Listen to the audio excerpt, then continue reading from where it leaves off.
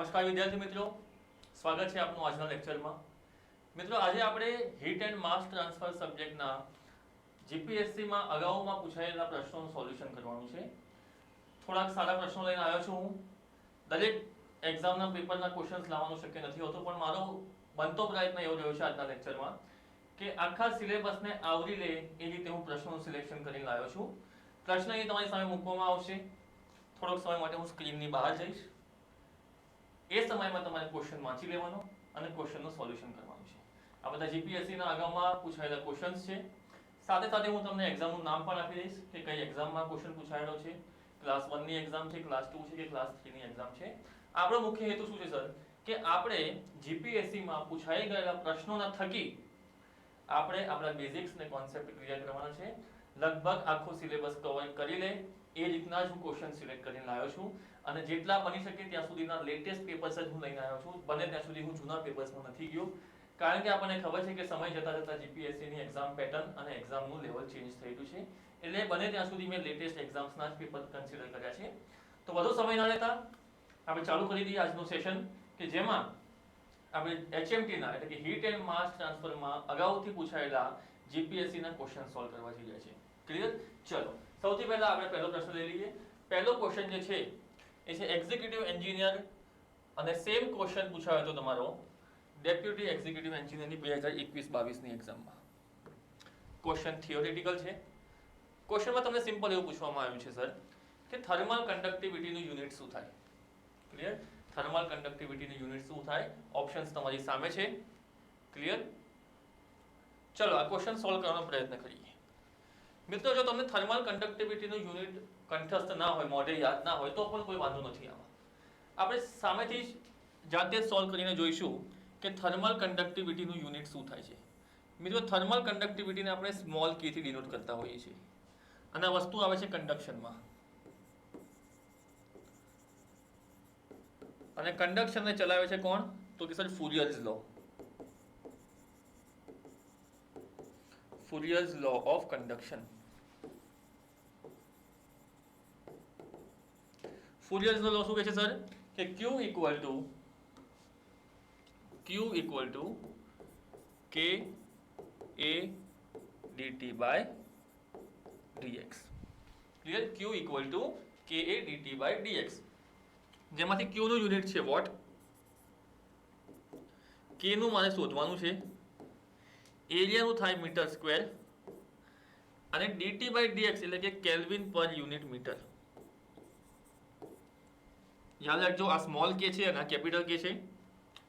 Small કે એટલે કે થર્મલ કન્ડક્ટિવિટીનું મારે યુનિટ શોધવાનું છે અને કેપિટલ કે જે છે એ ટેમ્પરેચરનું યુનિટ છે, ધેટ ઇઝ કેલ્વિન. ક્લિયર? અહીંથી મીટર સ્ક્વેરમાંથી 1 મીટર નીકળી જશે તો વોટ અહીંયા તમે જોવા જશો તો અહીંયા મીટર ઇન્ટુ કેલ્વિન વધશે. આ બંનેને હું નીચે લઈ જઈશ, સામે લઈ જઈશું, નીચે આવશે તો થર્મલ કન્ડક્ટિવિટીનું મને યુનિટ મળશે વોટ પર મીટર કેલ્વિન. ક્લિયર? આ યુનિટ છે મારું કોનું? થર્મલ કન્ડક્ટિવિટીનું.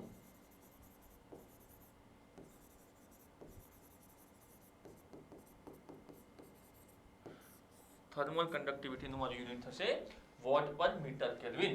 જો તમે ઓપ્શનમાં જોવા જાઓ તો option A is your correct answer. Clear? Option A is your correct answer. આ ક્વેશ્ચન પૂછાયો તો એક્ઝિક્યુટિવ એન્જિનિયર ક્લાસ 1 ની એક્ઝામમાં અને ડેપ્યુટી એક્ઝિક્યુટિવ એન્જિનિયર ક્લાસ 2 માં. ચલો, let us go to the next question. Next question પણ સર એક્ઝિક્યુટિવ એન્જિનિયર ક્લાસ 1 નો છે. Question theoretical છે. તમને એવું પૂછવામાં આવ્યું છે કે ન્યૂટન્સ લો ઓફ કુલિંગ કોના માટે એપ્લિકેબલ છે? ન્યૂટન્સ લો ઓફ કુલિંગ કોના માટે એપ્લિકેબલ છે? તો સર સિમ્પલ આન્સર છે કે Newton's law of cooling is applicable for convection. કન્વેક્શનમાં ન્યૂટન્સ લો ઓફ કુલિંગ લાગુ પડતો હોય છે.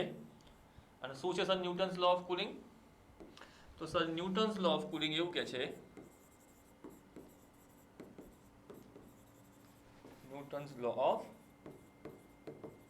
કુલિંગ એવું કહે છે કે Q equal two H A Ts minus T infinity, જેમાંથી H જે છે એને કહેવાય છે heat transfer coefficient. Heat transfer coefficient જેનું યુનિટ થાય વોટ પર મીટર સ્ક્વેર કેલ્વિન. એ જે છે એ શું છે મારું સરફેસ એરિયા છે જેનું યુનિટ થાય મીટર સ્ક્વેર. આ જે ટીએસ માઇનસ ટી ઇન્ફિનિટી છે એમાંથી જે ટીએસ છે એ છે તમારું સરફેસ ટેમ્પરેચર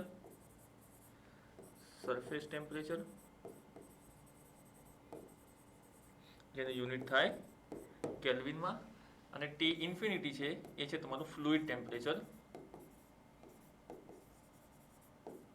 જેનું પણ યુનિટ થશે kelvin. Clear? So this is your Newton's law of cooling which is applicable for convection. આ તમારો ન્યૂટન્સ લો ઓફ કુલિંગ છે. ક્લિયર?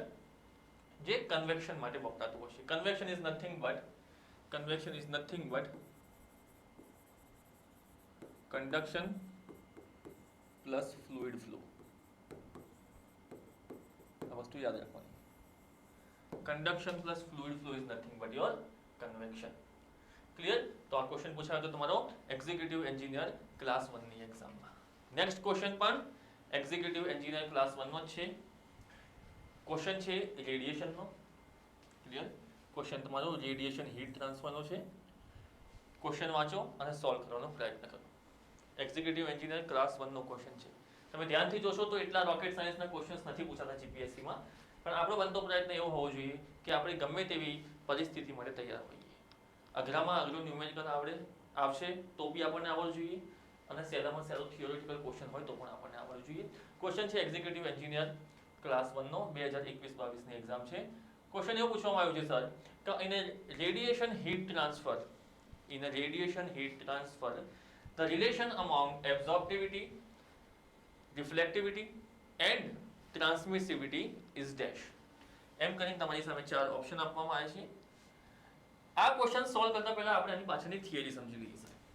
ક્લિયર? તો થિયરી મને કંઈક આવી દેખાય છે. લેટ અસ સે કે મારી પાસે એક બોડી છે. This is my body. આ બોડીની સરફેસ ઉપર મેં ક્યુ અમાઉન્ટ ઓફ એનર્જી નાખી છે. મેં શું કર્યું છે sir? Q amount of energy નાખી છે. આ ક્યુ અમાઉન્ટ ઓફ એનર્જી આ બોડીની સરફેસ ઉપર અથડાઈ. આ બોડીની સરફેસ ઉપર અથડાઈ. હવે સર અથડાયા પછી થશે શું આપણે એ જોઈએ. અથડાયા પછી અમુક એનર્જી રિફ્લેક્ટ થઈ જશે. અમુક એનર્જી શું થશે? અમુક એનર્જી રિફ્લેક્ટ થઈ જશે.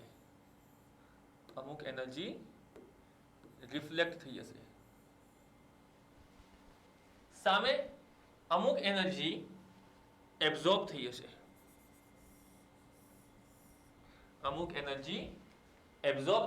શું થયું સર? મેં ક્યુ અમાઉન્ટ ઓફ એનર્જી એક સરફેસ ઉપર નાખી, એક બોડીની એક સરફેસ છે એની ઉપર નાખી. એમાંથી અમુક એનર્જી રિફ્લેક્ટ થઈ ગઈ, અમુક એનર્જી એબ્ઝોર્બ થઈ ગઈ બોડીની અંદર, અને અમુક એનર્જી ટ્રાન્સમિટ થઈને બીજી સાઈડથી બહાર નીકળી જશે.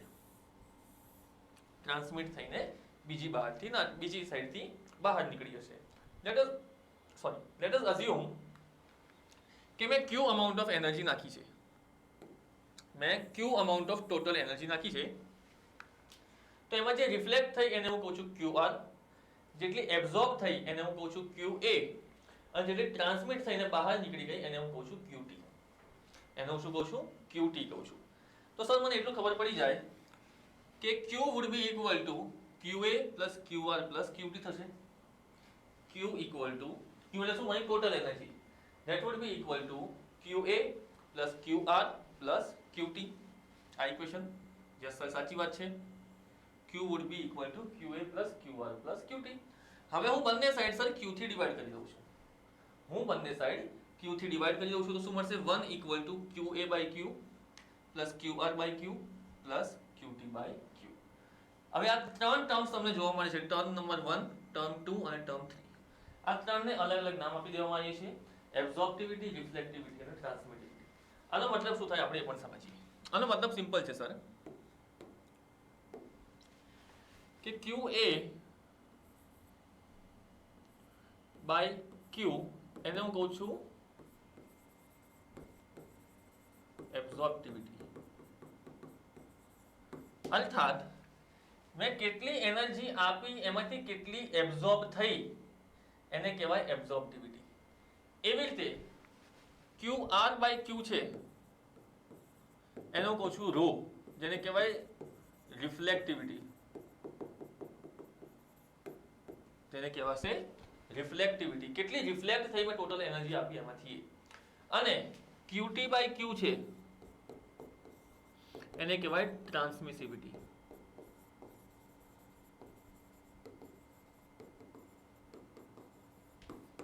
એને કહેવાશે ટ્રાન્સમિસિવિટી. તો સર મને આની ઉપરથી એક વસ્તુ ખબર પડી ગઈ કે એબ્ઝોર્બિવિટી પ્લસ રિફ્લેક્ટિવિટી પ્લસ ટ્રાન્સમિટિવિટી હંમેશા 1 થશે. એબ્ઝોર્બિવિટી પ્લસ રિફ્લેક્ટિવિટી પ્લસ ટ્રાન્સમિટિવિટી હંમેશા 1 થાય. એબ્ઝોર્બિવિટી માટે આલ્ફા, રિફ્લેક્ટિવિટી માટે રો અને ટ્રાન્સમિટિવિટી માટે આપણે ટાઉનો ટર્મ યુઝ કરતા હોઈએ છીએ. તો આપણે ક્વેશ્ચનનો સ્ટેટમેન્ટ વાંચીએ તો આપણને એવું પૂછવામાં આવ્યું છે કે એબ્ઝોર્બિવિટી એટલે કે આલ્ફા, રિફ્લેક્ટિવિટી એટલે કે રો અને ટ્રાન્સમિટિવિટી એટલે કે ટાઉ, આ ત્રણ વચ્ચેનું રિલેશન શું થાય? તો સર આપણને ખબર છે કે alpha plus rho plus tau equal to 1 થાય છે. તો એવા માટે આપણો ઓપ્શન નંબર એ સાચો છે. Option number A is my correct answer. Clear? મારો બનતો પ્રયત્ન એવો હશે મિત્રો કે તમને ક્વેશ્ચન તો સોલ્વ કરાવું અને જ્યાં જ્યાં જરૂર પડશે ત્યાં ક્વેશ્ચનની પાછળની થિયરી પણ હું તમને સમજાવી દઈશ. ક્લિયર? તો આ ક્વેશ્ચન હતો એક્ઝિક્યુટિવ એન્જિનિયર ક્લાસ 1 નો 2021-22 નો. ક્લિયર? ચલો આગળ વધીએ. આ પણ એક્ઝામનો ક્વેશ્ચન છે, એ પણ છે એક્ઝિક્યુટિવ એન્જિનિયર ક્લાસ 1 નો 2021-22 ની એક્ઝામ છે. ક્વેશ્ચન બહુ જ સરળ છે. ક્વેશ્ચનમાં તમને એવું પૂછવામાં આવ્યું છે કે એક હાઈલી પોલિશ સરફેસ હોય તો એની એબ્ઝોર્બિવિટી અને રિફ્લેક્ટિવિટી કેવી હશે અને એબ્ઝોર્બિવિટી અને એમિસિવિટી કેવી હશે. ક્લિયર? એની એબ્ઝોર્બિવિટી અને એમિસિવિટી કેવી હશે. તો આ ક્વેશ્ચન હું તમને સમજાવું છું કે કેવી રીતે આનો પાછળનો પ્રિન્સિપલ વર્ક કરતો હોય છે. મેં શું કીધું સર કે બોડી મારી હાઈલી પોલિશ્ડ છે, હાઈલી પોલિશ્ડ સરફેસ છે.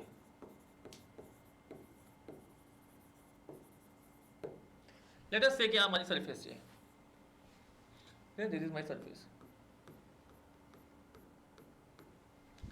આ મારી હાઈલી પોલિશ્ડ સરફેસ છે. હાઈલી પોલિશ્ડ નો મતલબ શું છે કે એકદમ શાઇનિંગ વાળી સરફેસ છે. એકદમ મેં પોલિશ કરી નાખી છે. કોઈ પણ પ્રકારનું ઇરેગ્યુલારિટી અથવા તો બોડી મારી એકદમ બોડીની સરફેસ છે એકદમ સ્મૂથ સરફેસ છે. હવે શું થશે સર કે હું કોઈ પણ એનર્જી અથવા તો ઇન્સિડન્ટ રેઝ હું આની ઉપર નાખીશ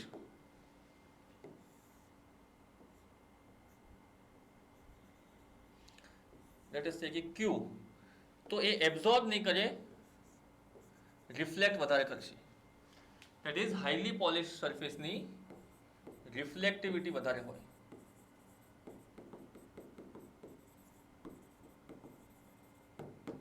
રિફ્લેક્ટિવિટી કેવી હોય?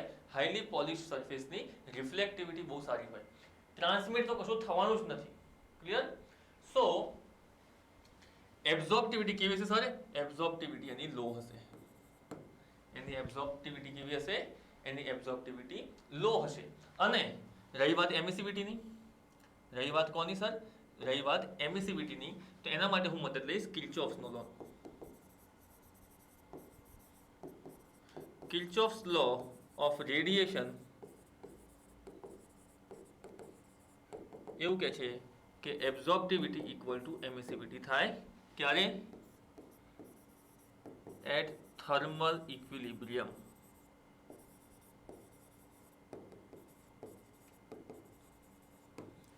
એટલે કોઈ પણ સરફેસ અથવા તો કોઈ પણ બોડી એના સરાઉન્ડિંગ સાથે થર્મલ ઇક્વિલિબ્રિયમમાં હોય ત્યારે એની એબ્ઝોર્બિવિટી અને એમિસિવિટી સેમ થાય. તો જો સર એબ્ઝોર્બિવિટી લો છે તો એમિસિવિટી પણ લો જ હોવાની છે. અને એવામાં આપણો કયો ઓપ્શન સાચો પડે છે સર? એવામાં આપણો ઓપ્શન નંબર એ સાચો પડે છે. એવામાં આપણો ઓપ્શન નંબર એ સાચો પડે છે. આ ક્વેશ્ચન છે એક્ઝિક્યુટિવ એન્જિનિયર ક્લાસ 1 નો 2021-22 ની એક્ઝામ. ક્લિયર? ચલો let us go ahead. Next question પણ એક્ઝિક્યુટિવ એન્જિનિયર 2021-22 નો છે. क्वेश्चन सिंपल है कि the rate at which energy is radiated by black body at temperature T is given by dash. Clear? तो answer आवे છે sir Stephen Boltzmann લો। એક black body દ્વારા રેડિયેશન થતું હોય તો એ રેડિયેશન કેટલું થશે એ મને કોણ કહે છે? એ મને કહે છે સ્ટીફન બોલ્ટ્ઝમેન લો। એ મને કહે છે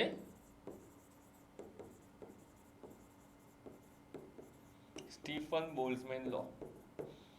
હવે હું તમને સમજાવવા જઈ છું, તમારે થોડું ધ્યાનથી સમજવાનું છે।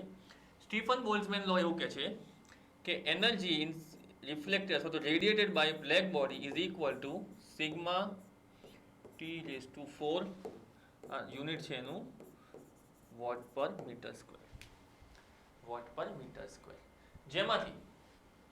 જેમાંથી સિગ્મા જે છે that is your Stefan Boltzmann constant।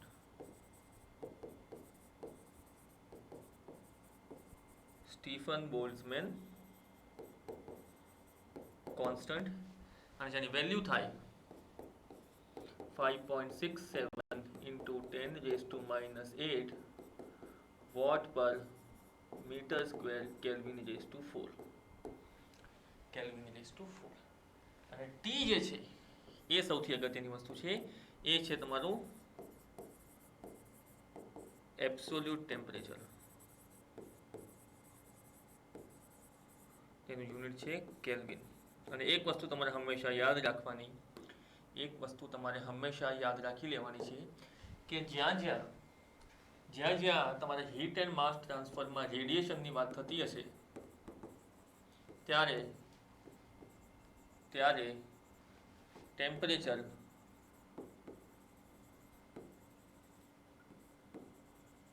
ટેમ્પરેચરને તમારે ઓલવેઝ ઇન કેલ્વિન, ટેમ્પરેચર તમારે હંમેશા કેલ્વિનમાં જ મૂકવાનું જ્યારે રેડિયેશન દ્વારા હીટ ટ્રાન્સફરની વાત થઈ રહી છે ત્યારે। આની ઉપરથી ઘણી બધી વખત એક્ઝામમાં એવો પણ ક્વેશ્ચન પૂછાતો હોય છે કે બ્લેક બોડી દ્વારા થતી એનર્જી રેડિયેશન છે એ ટેમ્પરેચર ઉપર કઈ રીતે ડિપેન્ડ કરે છે? તો આન્સર આવે છે ટેમ્પરેચરનો ફોર્થ પાવર। ક્લિયર? તો યાદ રાખજો કે fourth power of absolute temperature, fourth power of absolute temperature ઉપર કોઈ બી બ્લેક બોડી દ્વારા થતું રેડિયેશન ડિપેન્ડ કરતું હોય છે। આનો મતલબ શું થશે કે રેડિયેશન ઇઝ સિગ્નિફિકન્ટ અથવા તો ડોમિનેન્ટ એટ હાઈ ટેમ્પરેચર્સ। જેમ કે સૂરજ દ્વારા થતી એનર્જી જે છે એને આપણે નથી કન્ડક્શન કહેતા કે નથી કન્વેક્શન કહેતા, આપણે એમ શું કરીએ છીએ કે the energy radiated by sun. આપણે એવું નથી કહેતા કે energy conducted by sun or convected by sun. કેમ? કારણ કે સૂર્યનું ટેમ્પરેચર બહુ હાઈ છે અને હાઈ ટેમ્પરેચર ઉપર કોણ? તો સર રેડિયેશન વધુ પડતું હોય છે, એટલા માટે આપણે શું કહીએ છીએ? The energy radiated by sun. Clear? તો આ છે તમારો ક્વેશ્ચન નંબર 5। આ પણ એક્ઝિક્યુટિવ એન્જિનિયર ક્લાસ 1-2 નો જ ક્વેશ્ચન છે। ચલો આગળ વધીએ। જે મેં તમને સમજાવ્યું એ જ છે કે E = sigma T⁴ that is Stefan Boltzmann law, જેમાંથી સિગ્મા જે છે સ્ટીફન બોલ્ટ્ઝમેનનું કોન્સ્ટન્ટ છે જેની વેલ્યુ છે 5.67 × 10⁻⁸ વોટ પર મીટર સ્ક્વેર Kelvin⁴। યાદ રાખવાની ટેકનિક શું છે સર? 5, 6, 7 ને 8, ખાલી ફરક એટલો છે કે 8 જે છે એ માઈનસ બને છે। આ રીતે તમે સ્ટીફન બોલ્ટ્ઝમેન કોન્સ્ટન્ટની વેલ્યુ યાદ રાખી શકો છો। ક્લિયર? નેક્સ્ટ ક્વેશ્ચન છે એક્ઝિક્યુટિવ એન્જિનિયર 2021-22 નો, જેમાં સિમ્પલ તમને થિયોરેટિકલ ક્વેશ્ચન પૂછવામાં આવ્યો છે કે પ્રાંટલ નંબરનો મતલબ શું થાય? તો સર આપણને ખબર છે કે પ્રાંટલ નંબર છે જેને PR થી ડિનોટ કરાય છે, it relates velocity and thermal boundary layer। So The correct answer is the ratio of kinematic viscosity to thermal diffusivity. Clear? Dynamic પણ નહીં, કાઇનેમેટિક વિસ્કોસિટી. ક્લિયર? અને થર્મલ કન્ડક્ટિવિટી ની થર્મલ ડિફ્યુઝિવિટી. તો સર પ્રાન્ટલ નંબર તમને શું બતાવે છે આપણે એ પણ સમજી લઈએ. પ્રાન્ટલ નંબર રેશિયો છે કાઇનેમેટિક વિસ્કોસિટી અને થર્મલ ડિફ્યુઝિવિટીનો. હવે આપણે એક પછી એક સમજીએ કાઇનેમેટિક વિસ્કોસિટીનો મતલબ શું છે અને થર્મલ ડિફ્યુઝિવિટીનો મતલબ શું છે. તો સર જે કાઇનેમેટિક વિસ્કોસિટી છે, કાઇનેમેટિક વિસ્કોસિટી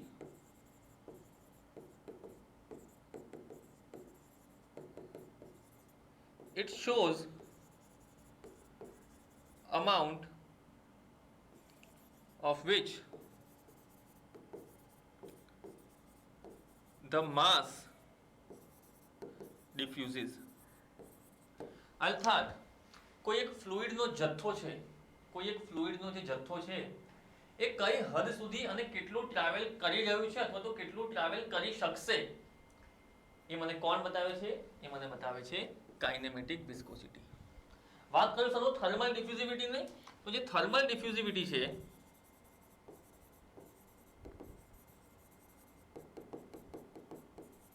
એને ડિનોટ કરાય છે આલ્ફા થી. ક્લિયર? કાઇનેમેટિક વિસ્કોસિટી ને ડિનોટ કરાય ન્યુ થી. ક્લિયર? વી નહીં પણ ન્યુ જેવું લાગે આવી રીતે ડ્રો કરાય. વી કરવાનો અને પછી એક કર્વ આપી દેવાનો, એને કહેવાય કાઇનેમેટિક વિસ્કોસિટી. વાત કરીએ સર થર્મલ ડિફ્યુઝિવિટી ની, તો થર્મલ ડિફ્યુઝિવિટી ની વેલ્યુ થાય K upon rho into Cp. તો સર થર્મલ ડિફ્યુઝિવિટી મને એટલું બતાવે છે કે the amount of heat diffused versus amount of heat stored. એક પર્ટિક્યુલર બોડીમાં કેટલી હીટ ટ્રાવેલ કરી શકે છે અને કેટલી હીટ એ બોડી સ્ટોર કરી શકે છે એ બંને વચ્ચેનું રિલેશન મને કોણ બતાવે છે? તો સર એ બંને વચ્ચેનું રિલેશન મને બતાવે છે થર્મલ ડિફ્યુઝિવિટી આલ્ફા. ક્લિયર? તો જે પ્રાન્ટલ નંબર છે એ કાઇનેમેટિક વિસ્કોસિટી અને થર્મલ ડિફ્યુઝિવિટીનો રેશિયો છે. કાઇનેમેટિક વિસ્કોસિટી અને થર્મલ ડિફ્યુઝિવિટીનો રેશિયો છે અને એને આપણે કહીએ છીએ પ્રાન્ટલ નંબર. ક્લિયર? ચલો, આ બધી વસ્તુ મેં તમને કીધી છે પ્રાન્ટલ નંબર વિશે. ન્યુ બાય આલ્ફા જેની વેલ્યુ થાય મ્યુ સીપી બાય કે. એમાંથી મ્યુ શું છે સર? મ્યુ છે ડાયનેમિક વિસ્કોસિટી.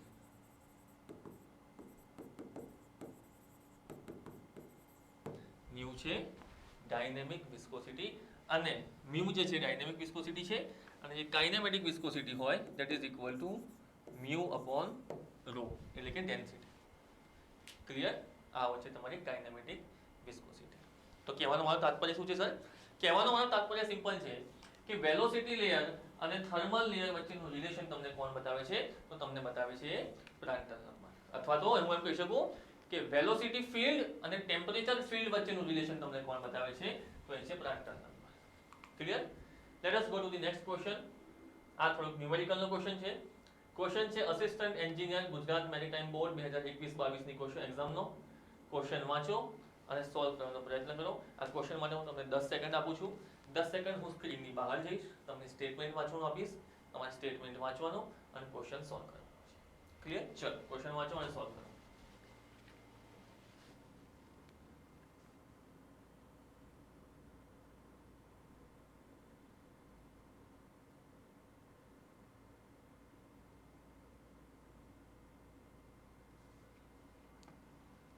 ચલો, let us start solving the question. Clear? Question મને શું કહે છે હવે પછી ધ્યાનથી ક્વેશ્ચન વાંચવાનો પ્રયત્ન કરીએ અને કેટલી કેટલી વસ્તુ આપણને આપી છે આપણે હાઇલાઇટ કરીએ. ક્લિયર? ચલો. A cylinder is made of a metal of conductivity 40 watt per meter Kelvin. એક સિલિન્ડર છે, એક મેટલથી બન્યું છે અને સિલિન્ડરની કંડક્ટિવિટી છે 40 વોટ પર મીટર કેલ્વિન. એટલે હું અહીં લખી નાખીશ K of cylinder. Clear? Chalo, let us go ahead. Is to be insulated with a material of conductivity 0.1 watt પર મીટર કેલ્વિન. આ સિલિન્ડર જે છે એને મારે ઇન્સ્યુલેટ કરવાનું છે એક મટીરિયલથી, અને એ મટીરિયલની થર્મલ કન્ડક્ટિવિટી છે 0.1 વોટ પર મીટર કેલ્વિન. ક્વેશ્ચન આગળ વાંચીએ. If the convective heat transfer coefficient with the ambient atmosphere is 5 watt per meter square Kelvin, the critical radius of insulation is dash. આપણને critical radius of insulation પૂછવામાં આવ્યું છે. Clear? Question simple છે. આપણે પહેલા given data લખી નાખીએ. First we will write the given data. Clear? તો given data મને એવું કહે છે કે the thermal conductivity of cylinder કેટલી આપી છે સર? 40 વોટ પર મીટર કેલ્વિન. 40 વોટ પર મીટર કેલ્વિન. જે કે ઇન્સ્યુલેશન છે એ મને કેટલું આપ્યું છે સર? 0.1 વોટ પર મીટર કેલ્વિન. અને કન્વેક્ટિવ હીટ ટ્રાન્સફર કોએફિશિયન્ટ એટલે કે h ની વેલ્યુ આપી છે મને 5 વોટ પર મીટર સ્ક્વેર કેલ્વિન. તો h ઇક્વલ ટુ 5 વોટ પર મીટર સ્ક્વેર કેલ્વિન. અને મારે ક્રિટિકલ રેડિયસ ઓફ ઇન્સ્યુલેશન શોધવાનું છે. સિમ્પલ છે સર કે ફોર એ સિલિન્ડર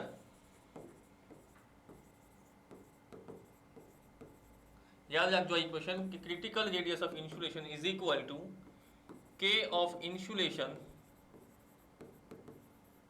upon H. ઘણા બધા વિદ્યાર્થીઓ શું કરે છે કે થર્મલ કન્ડક્ટિવિટી સિલિન્ડરની મૂકી દે છે, તો તમારો આન્સર ખોટો આવશે. યાદ રાખજો કે ક્રિટિકલ રેડિયસ ઓફ ઇન્સ્યુલેશનમાં જે થર્મલ કન્ડક્ટિવિટી મુકાય છે એ ઇન્સ્યુલેશનની મુકાય છે. ક્લિયર? જે આપણને આપી છે 0.1 વોટ પર metre kelvin. That is equal to 0.1 divided by h કેટલું આપ્યું સર? મને 5 આપ્યું છે. ક્લિયર? આનું યુનિટ શું છે સર?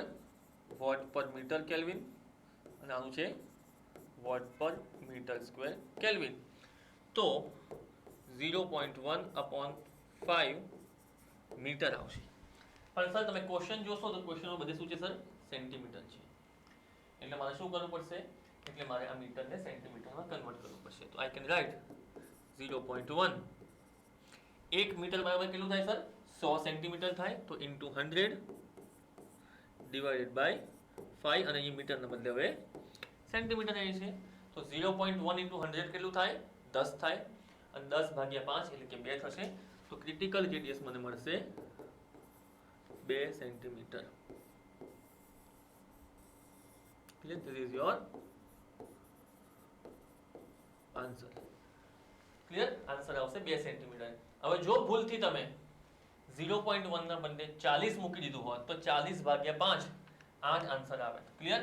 જે ઓપ્શનમાં આપ્યું છે તમે 8 ટીક કરત પણ તમારો આન્સર ખોટો આવત. Clear? So the correct answer is option number A. Correct answer is option number A. Option number A is your correct answer. આ ક્વેશ્ચન હતો અસિસ્ટન્ટ એન્જિનિયર ગુજરાત મેરીટાઈમ બોર્ડની ક્લાસ 2 ની એક્ઝામનો 2021-22. ચાલો નેક્સ્ટ ક્વેશ્ચન પણ અસિસ્ટન્ટ એન્જિનિયર ગુજરાત મેરીટાઈમ બોર્ડનો જ છે. Question વાંચો અને સોલ્વ કરવાનો પ્રયત્ન કરો. હું તમને 15 સેકન્ડનો ટાઈમ આપું છું. આમાં શક્ય હોય તો આ ક્વેશ્ચનમાં ડાયાગ્રામ ડ્રો કરજો તો તમને ક્લિયર થઈ જશે ક્વેશ્ચન. ક્લિયર? 15 સેકન્ડનો સમય છે તમારી જોડે અને ક્વેશ્ચન સોલ્વ કરો.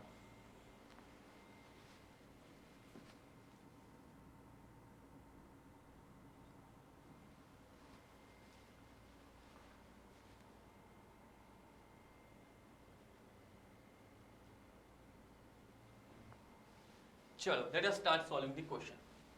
ક્વેશ્ચન વાંચીએ અને ક્વેશ્ચનનું ગિવન ડેટાનો આપણું એનાલિસિસ ચાલુ કરીએ. ક્વેશ્ચનમાં શું છે સર? આપણે વાંચી શકીએ. ક્વેશ્ચનમાં એવું લખ્યું છે કે two walls of same thickness and cross sectional area. બે વોલ છે, બંનેની થિકનેસ સેમ છે અને ક્રોસ સેક્શનલ એરિયા પણ સેમ છે. Have thermal conductivities in the ratio 1:2. If the same temperature difference is maintained, sir, temperature difference પણ same છે. Same temperature difference if the same temperature difference is maintained across the two faces of both the walls, what is the ratio of heat flow Q1 upon Q2? મને Q1 upon Q2 ની value શોધવાનું કીધું છે. આપણે sir હવે diagram draw કરવાનો પ્રયત્ન કરીએ અને જોઈએ કે ડાયાગ્રામ કેવો દેખાશે. તો ડાયાગ્રામ તમને કંઈક આવો દેખાશે. લેટ અસ સે કે આ વોલ નંબર 1 છે અને આ વોલ નંબર 2 છે. બંનેનો ક્રોસ સેક્શનલ એરિયા સેમ છે સર. ક્લિયર? બંનેનો ક્રોસ સેક્શન એરિયા સેમ છે. બંનેની થિકનેસ પણ સેમ છે. બંનેની થિકનેસ પણ લેટ અસ સે સેમ છે. બંને વચ્ચે ટેમ્પરેચર ડિફરન્સ પણ સેમ મેન્ટેન થાય છે. અર્થાત કે લેટ અસ સે કે આ પોઈન્ટ 1 છે, આ પોઈન્ટ 2 છે અને લેટ અસ સે કે આ પોઈન્ટ 3 છે. તો આ જે ડિફરન્સ હશે એ કેટલો હશે? ડેલ્ટા ટી હશે. અને એ જ રીતે આ જે ડિફરન્સ હશે એ પણ કેટલો હશે સર? ડેલ્ટા ટી હશે. ક્લિયર? બંનેની થર્મલ કન્ડક્ટિવિટી લેટ અસ સે કે K1 અને K2 છે અને મને શું કહેવામાં આવ્યું છે કે એનો રેશિયો શું છે? 1:2 છે. તો હવે સર હું ગિવન ડેટા લખવાનો પ્રયત્ન કરું તો મને શું મળશે કે ગિવન ડેટામાં એવું આપ્યું છે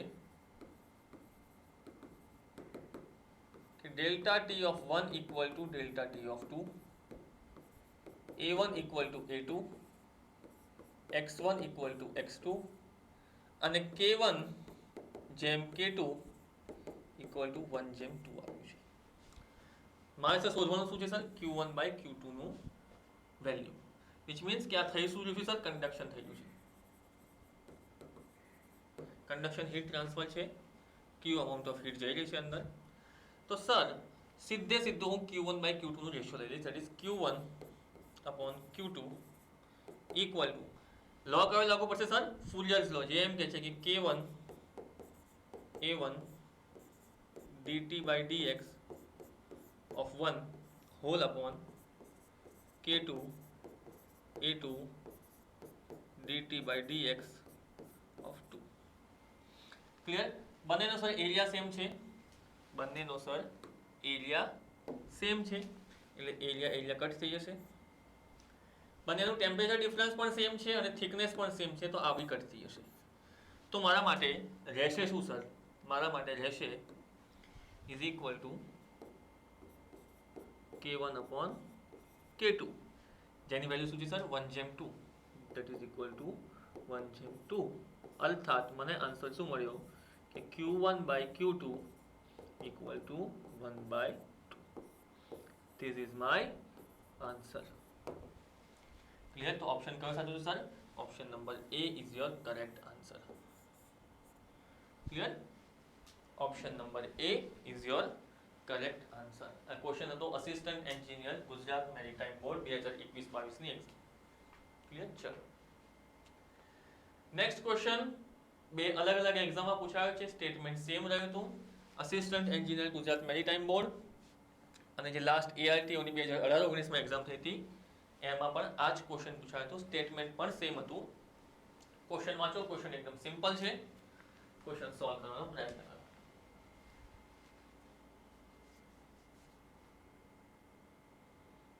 ચલો let us start solving the question. Question શું કહે છે સર કે for an opaque surface the absorptivity, transmissivity and reflectivity are related by the equation dash.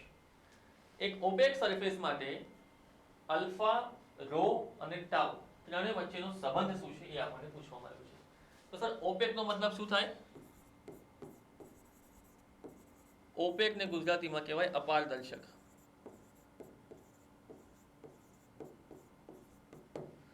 અને એનો મતલબ સીધો એવો થાય કે opaque body does not transmit. Opaque body does not transmit. For example, આ એક opaque body છે. આ બોડીમાં હું જો અહીંથી એક લેઝર લાઇટ નાખીશ તો એ લેઝર લાઇટ આર પાર નહીં નીકળે. અર્થાત does not transmit નો મતલબ શું થશે સર? does not transmit નો મતલબ થાય કે એની ટ્રાન્સમિટિવિટી 0 છે. એની ટ્રાન્સમિટિવિટી 0 છે અને મને ખબર છે જનરલ ઇક્વેશન શું છે સર અમારું કે alpha plus rho plus tau equal to 1. એમાંથી ટ્રાન્સમિસિવિટી 0 છે તો મને શું મળશે? therefore alpha plus rho equal to 1 કોના માટે sir for an opaque body alpha plus rho equal to 1 so correct option is C. Correct option is option C. Clear? જે વસ્તુ બધી મેં તમને કીધી એ છે એ લખવામાં આવી છે. Clear? Let us go to the next question. Next question પણ અસિસ્ટન્ટ એન્જિનિયર ગુજરાત મેરીટાઈમ બોર્ડનો છે. એમાં તમને પૂછવામાં આવ્યું છે કે for the same inlet and exit temperatures of the hot and cold fluids the log mean temperature difference એટલે કે LMTD is dash. Clear? અને ચાર ઓપ્શન્સ આપવામાં આવ્યા છે. ઓપ્શન્સ વાંચો અને ક્વેશ્ચન સોલ્વ કરો.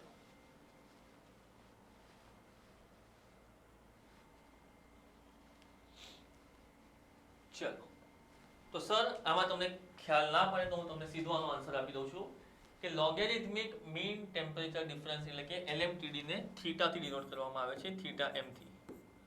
અને યાદ રાખવાનું હંમેશા કે theta m for counter flow is greater than theta m for parallel flow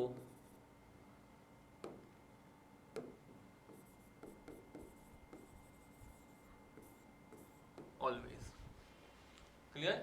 હંમેશા કાઉન્ટર ફ્લો હીટ એક્સચેન્જર નું LMTD parallel flow heat exchanger કરતા વધારે હશે. તો ઓપ્શન કયો સાચો છે sir? The LMTD is greater for counter flow heat exchanger than for parallel flow heat exchanger. Option B તમારો સાચો જવાબ છે. ક્લિયર? ઓપ્શન બી સાચો જવાબ છે. Clear? Let us go to the next question. આ પણ અસિસ્ટન્ટ એન્જિનિયરનો જ એક્ઝામનો ક્વેશ્ચન છે ગુજરાત મેરીટાઈમ બોર્ડનો. સોરી GWSSB નો ક્વેશ્ચન સોરી ગુજરાત મેરીટાઈમ બોર્ડનો જ ક્વેશ્ચન છે. અને તમને પૂછવામાં આવ્યું છે કે વોટ ડઝ NTU ઇન્ડિકેટ. તો NTU ને કહેવાય number of transfer units which indicates the size of the heat exchanger. The heat exchanger ની size determine કરવામાં મદદ કરતું હોય છે એટલે correct answer is option number C. Clear? ચલો નેક્સ્ટ ક્વેશ્ચન છે અસિસ્ટન્ટ એન્જિનિયર ગુજરાત મેરીટાઈમ બોર્ડનો ન્યુમેરિકલ છે. ક્વેશ્ચન વાંચો અને સોલ્વ કરવાનો પ્રયત્ન કરો. 15 સેકન્ડનો સમય આ ક્વેશ્ચન માટે ઇનફ છે. સો તમે આ ક્વેશ્ચન વાંચો અને સોલ્વ કરો.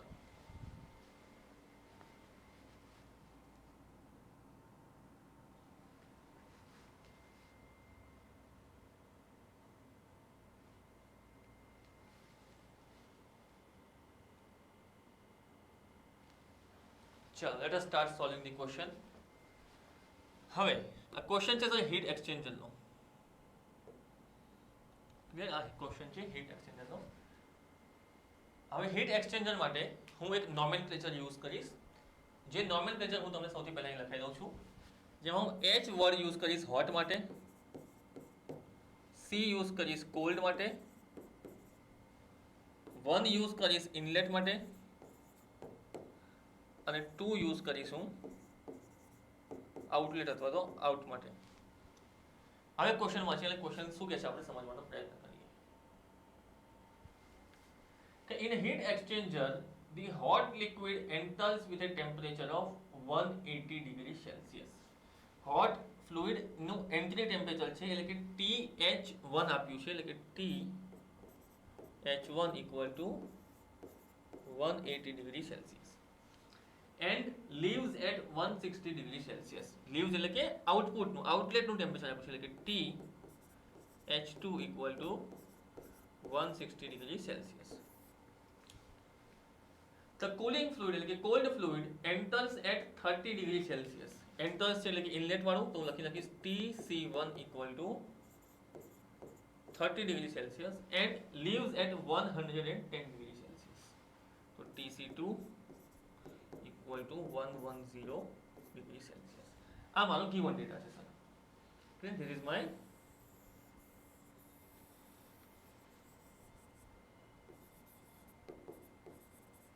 given data. ધ કેપેસિટી રેશિયોને આપણે R કહીએ છીએ. The capacity ratio of the heat exchanger is dash. એટલે કે મારે R ની વેલ્યુ શોધવાની છે. R ની વેલ્યુની ઇક્વેશન સિમ્પલ છે કે R equal to delta T of hot fluid upon delta T of cold fluid, which is equal to કે hot fluid નું ટેમ્પરેચર કેટલું ડ્રોપ થયું ડિવાઇડેડ બાય કોલ્ડ ફ્લુઇડ નું ટેમ્પરેચર કેટલું વધ્યું એનો રેશિયો. તો સર હોટ ફ્લુઇડમાં કેટલો ડિફરન્સ આવ્યો? 180 minus 60 minus 160 divided by cold fluid ના ટેમ્પરેચરમાં કેટલો ડિફરન્સ આવ્યો સર? 110 minus 30. તો 110 minus 30 એટલે કે 20 upon 80 that is equal to 1 by 4 that is equal to 0.25. So your correct answer is option A. Clear? Correct answer is option A. A question હતો assistant engineer Gujarat maritime board 2021-22 ની exam નો. Clear? So this was your question. Let us go ahead. જે વસ્તુ મેં તમને કીધી એ જ છે કે temperature drop of hot fluid divided by temperature rise of cold ફ્લુઇડને આપણે કેપેસિટી રેશિયો તરીકે ઓળખતા હોઈએ છીએ. ખરેખરની ડેફિનેશન શું છે આની? કે product of mass flow rate times the heat capacity, એટલે કે કોલ્ડ અપોન હોટનું માસ ઇન્ટુ સ્પેસિફિક હીટની પ્રોડક્ટ. પણ એને સિમ્પ્લિફાય કરતા મને ઇક્વેશન સીધી આ મળે છે. ક્લિયર? ચલો નેક્સ્ટ ક્વેશ્ચન છે અસિસ્ટન્ટ એન્જિનિયર GWSSB 2021-22 નો. ક્વેશ્ચન વાંચો અને સોલ્વ કરવાનો પ્રયત્ન કરો.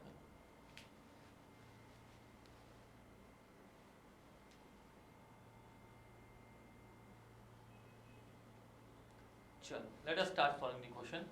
ક્વેશ્ચન શું કહે છે સર?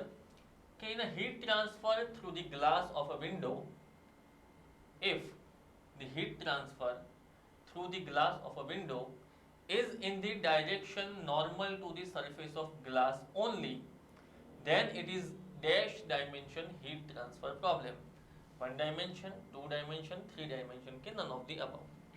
તો આનો ડાયાગ્રામ જો તમે ધ્યાનથી જોવા માંગો તો એક કાચ છે, લેટ અસ સે આ કાચ છે. ક્લિયર?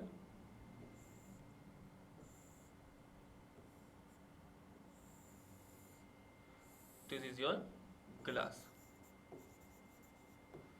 અને કહેવામાં શું આવ્યું છે સર કે જે હીટ ટ્રાન્સફર થયેલું છે is in the direction normal to the surface of the glass only, એટલે કે આ ડાયરેક્શનમાં જ હીટ ટ્રાન્સફર થયેલું છે.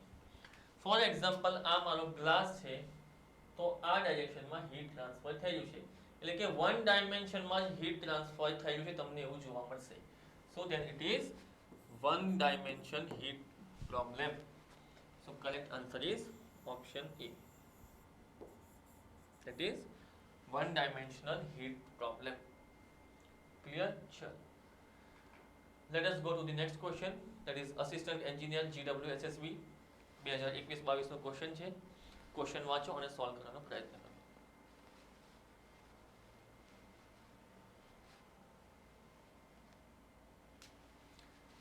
ક્વેશ્ચન એકદમ સિમ્પલ છે, થિયોરેટિકલ ક્વેશ્ચન છે. ક્લિયર? ક્વેશ્ચન વાંચો અને સોલ્વ કરો. ક્વેશ્ચન શું કહે છે સર? વાંચીએ હવે. કે dash is the transfer of energy from more energetic particles of a substance to the adjacent less energetic ones as a result of interaction between the particles. ઓપ્શનમાં શું છે સર? કન્વેક્શન, કન્ડક્શન, રેડિયેશન અને none of the above. તો direct mode of heat ટ્રાન્સફરની આપણે definition જોઈ લઈએ અને એમાંથી જે ડેફિનેશન આમાં બંધ બેસતી હશે એ આનો આન્સર હશે. તો આપણે ચાલુ કરીએ. તો પહેલો વાત કરીશ સર રેડિયેશનની. તો રેડિયેશનમાં શું હોય છે સર? રેડિયેશનમાં હોય છે ઇલેક્ટ્રોમેગ્નેટિક વેવ્સ. Electromagnetic waves. હવે આમાં તો ક્યાંય ઇલેક્ટ્રોમેગ્નેટિક વેવ્સનો ઉલ્લેખ જ નથી, તો રેડિયેશન તો નહીં આવે. રેડિયેશનનો મતલબ શું છે સર? રેડિયેશનનો મતલબ એવો છે કે જે ઇલેક્ટ્રોમેગ્નેટિક વેવ્સ દ્વારા થતું હીટ ટ્રાન્સફર છે એને આપણે રેડિયેશન કહીએ છીએ, જે આપણા ક્વેશ્ચનમાં ક્યાંય દેખાતું નથી. બીજું છે સર કન્વેક્શન. તો સર કન્વેક્શનમાં શું હોય સર કે fluid flow plus conduction, fluid flow plus conduction. હવે આમાં તો ક્યાંય પણ ફ્લુઇડનો ઉલ્લેખ નથી. લાસ્ટ વન શું sir? Last one is conduction. તો કન્ડક્શન શું છે સર? કન્ડક્શનમાં જો ડેફિનેશનને હું ડાયાગ્રામના પોઈન્ટ ઓફ વ્યૂથી તમને સમજાવવાનો પ્રયત્ન કરું તો લેટ અસ સે કે આ એક પાર્ટિકલ છે અને આ બીજો પાર્ટિકલ છે અને આ ત્રીજો પાર્ટિકલ છે. આ પાર્ટિકલ્સને હું હીટ સપ્લાય કરીશ તો આ પાર્ટિકલ વાઇબ્રેટ કરવાનું ચાલુ કરશે અને વાઇબ્રેશન એનર્જી બાજુના પાર્ટિકલને આપશે, એ એના બાજુના પાર્ટિકલને આપશે અને એકબીજા સાથે વાઇબ્રેશન પાસ કરશે અને એમાં જે હીટ ટ્રાન્સફર થશે એને આપણે શું કહીએ છીએ? કન્ડક્શન. સો જે હાઈ એનર્જીનું પાર્ટિકલ હતું એણે એને બાજુવાળા લેસ એનર્જી પાર્ટિકલને એનર્જી આપી, એને આપણે શું કહીએ છીએ? કન્ડક્શન. તો આન્સર શું આવશે sir? Conduction. So option B is your correct answer. Clear? ચલો let us go ahead. Question number 14 છે અસિસ્ટન્ટ એન્જિનિયર GWSSB નો જ ક્વેશ્ચન. તમને એવું કહે છે કે થર્મલ રેડિયેશન જે થતું હોય છે એમની વેવલેન્થ જે હોય છે એ કયા સ્પેક્ટ્રમમાં હોય છે? તો એનો આન્સર સૌ કોઈને ખબર છે કે 0.1 થી 100 માઇક્રોમીટર હોય છે. અર્થાત કે જે 0.1 થી 100 માઇક્રોમીટર વાળી વેવલેન્થ હશે, વેવલેન્થને ડિનોટ કરાય લેમ્બડાથી. આ વેવલેન્થથી જો ઇલેક્ટ્રોમેગ્નેટિક વેવ્સ ટ્રાવેલ કરશે અને ઇલેક્ટ્રોમેગ્નેટિક કઈ સ્પીડથી ટ્રાવેલ કરે સર? તો સ્પીડ ઓફ લાઇટથી, that is 3 × 10⁸ મીટર પર સેકન્ડ. તો 0.1 થી 100 માઇક્રોમીટર વચ્ચે જો ઇલેક્ટ્રોમેગ્નેટિક વેવ્સની વેવલેન્થ હશે તો એ પોતાની સાથે થર્મલ એનર્જી કેરી કરતી હશે. અને થર્મલ એનર્જી કેરી કરતી હશે એટલે આપણે શું કહીએ છીએ એને? Thermal radiation. રેડિયેશન તો છે જ સર. રેડિયેશન તો 0.1 થી ઓછી વેવલેન્થમાં પણ થશે, 100 માઇક્રોમીટર થી ઉપરની વેવલેન્થમાં પણ થશે રેડિયેશન. કોનું? ઇલેક્ટ્રોમેગ્નેટિક વેવ્સનું. પણ 0.1 થી 100 વચ્ચે જો વેવલેન્થ હશે તો એ પોતાની સાથે થર્મલ એનર્જી હીટ કેરી કરતી હશે અને એટલા માટે જ 0.1 થી જે 100 માઇક્રોમીટર છે એ આપણી થર્મલ રેડિયેશનની રેન્જ છે. Clear? So option B is your correct answer. હવે આપણે એ પણ જોઈ લઈએ સર કે થર્મલ રેડિયેશનમાં કયા કયા પ્રકારની ઇલેક્ટ્રોમેગ્નેટિક વેવ્સ આવતી હોય છે. તો ડાયાગ્રામ તમને પાછળ દેખાતો હશે કે 0.1 થી આખો વેવલેન્થનો ડાયાગ્રામ છે. એમાં કયા પ્રકારની રેસ કઈ વેવલેન્થમાં કામ કરતી હોય છે એ પણ મેં તમને બતાવી દીધું છે. જેમ કે રેડિયો વેવ્સ છે, microwaves, infrared, visible, ultraviolet, X rays, gamma rays, cosmic rays, આ બધાની મેં તમને વેવલેન્થ બતાવી દીધી છે. હવે તમે ધ્યાનથી જોશો તો 0.1 થી તો 100 માઇક્રોમીટરમાં આપણી જોડે ત્રણ વસ્તુ છે. એક છે ઇન્ફ્રારેડ, એક છે વિઝિબલ રેઝ અને એક છે અલ્ટ્રાવાયોલેટ રેઝ. અલ્ટ્રાવાયોલેટ રેઝ તમે જોશો તો આખી નથી, અલ્ટ્રાવાયોલેટ રેઝનું થોડુંક જ પોર્શન છે. ક્લિયર? સો હું અહીંયા લખી શકીશ કે થર્મલ રેડિયેશનમાં કઈ કઈ આવે છે? Infrared plus visible plus some part of ultraviolet rays. Clear? તો ક્વેશ્ચનમાં તમને ડાયરેક્ટ વેવલેન્થ નહીં પૂછે તો તમને એવું પણ પૂછી લેશે કે થર્મલ રેડિયેશનમાં કયા કયા પ્રકારની વેવ્સ આવતી હોય છે. તો સર ઇન્ફ્રારેડ, વિઝિબલ અને અલ્ટ્રાવાયોલેટ રેઝનો થોડોક પાર્ટ. ક્લિયર? ચલો let us go to the next question. Next question છે અસિસ્ટન્ટ એન્જિનિયર GWSSB નો ક્વેશ્ચન છે for the forced convection the Nusselt number is generally a function of. તો sir answer આવે છે ઓપ્શન એ. નસેલ્ટ નંબર જે છે એ Reynolds number અને પ્રાન્ટલ નંબરનું ફંક્શન હોય છે. આ તમારે યાદ રાખવાનું છે. જો તમે ન્યુમેરિકલ સોલ્વ કર્યા હશે, જો તમે કન્વેક્શન ધ્યાનથી સમજ્યું હશે, સો જે નસેલ્ટ નંબર છે જેને NU થી ડિનોટ કરાય છે, રેનોલ્ડ્સ નંબર જે છે એને RE થી ડિનોટ કરાય છે અને પ્રાંટલ નંબર આપણને ખબર છે કે PR થી ડિનોટ કરાય છે. તો આપણે લખી શકીએ કે Nusselt number is a function of Reynolds number અને Prandtl number. Clear? So option A is your correct answer. Next question છે અસિસ્ટન્ટ એન્જિનિયર GWSSB નો, અને ક્વેશ્ચન એકદમ ઈઝી છે, પણ થોડોક જો તમે કન્સેપ્ચ્યુઅલી ક્લિયર નહીં હોય તો કન્ફ્યુઝન થશે. ક્વેશ્ચન એવો છે સર કે in a radiative heat transfer a gray surface is one. Option A, which appears grey to the eye, which has reflectivity equal to 0, which appears equally bright from all directions, and option D છે whose emissivity is independent of the wavelength. તો correct answer છે option D. Clear? જે grey surface હોય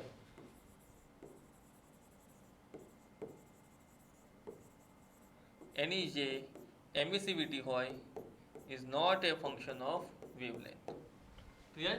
wavelength ગમે તે change થાય, wavelength ગમે તે ચેન્જ થાય એની એમિસિવિટીમાં કોઈ ફરક નહીં આવે. એવી બોડી કઈ કહેવાય છે સર? એવી બોડીને કહેવાય છે ગ્રે સરફેસ અથવા તો grey body. So correct answer is option D. Clear? ચાલો નેક્સ્ટ ક્વેશ્ચન છે અસિસ્ટન્ટ એન્જિનિયર GWSSB નો. ક્વેશ્ચન તમને એવું પૂછ્યું છે કે which order is correct for the decreasing thermal conductivity. એટલે ઘટતા ક્રમમાં મારે થર્મલ કન્ડક્ટિવિટીને ગોઠવવાની છે. મને ચાર મટીરીયલ આપ્યા છે. એક છે કાસ્ટ આયરન, બીજું કયું છે ગ્લાસ, થર્ડ છે વોટર અને ફોર્થ છે વુડ. તો જો તમને આ ક્વેશ્ચનનો આન્સર ના આવડતો હોય તો હું તમને સિમ્પલ આનું આખું સૂત્ર બતાવી દઉં છું કે તમારે આ સૂત્ર યાદ રાખી લેવાનું છે કે જે થર્મલ કન્ડક્ટિવિટી હોય છે of non-metallic crystals is higher than pure metals, higher than alloys. એનથી ઓછી હોય છે નોન મેટાલિક સોલિડ્સની, એનથી ઓછી હોય લિક્વિડની, એનથી ઓછી હોય ઇન્સ્યુલેટર્સની અને એનાથી ઓછી હોય ગેસની. અર્થાત સૌથી ઓછી થર્મલ કન્ડક્ટિવિટી ગેસની હોય, સૌથી વધુ કોની હોય? નોન મેટાલિક ક્રિસ્ટલ્સની. અને નોન મેટાલિક ક્રિસ્ટલ્સમાં કોણ આવશે સર? તો કે સર ડાયમંડ અને ગ્રેફાઇટ આવશે. પછી આવે પ્યોર મેટલ્સની, પછી એલોયસ, પછી નોન મેટલ્સ. ક્લિયર? એલોયસ, પછી નોન મેટલ્સ, પછી લિક્વિડ, પછી ઇન્સ્યુલેટર અને પછી ગેસ. તો જો આપણે ક્વેશ્ચનમાં જોવા જઈએ તો આપણને ચાર વસ્તુઓ આપી છે. એમાંથી જે કાસ્ટ આયરન છે એ શું છે સર? મેટલ છે. યસ સર મેટલ છે. ગ્લાસ છે એ નોન મેટલ છે. વોટર છે શું છે સર? લિક્વિડ છે. અને વુડ શું છે સર? ઇન્સ્યુલેટર છે.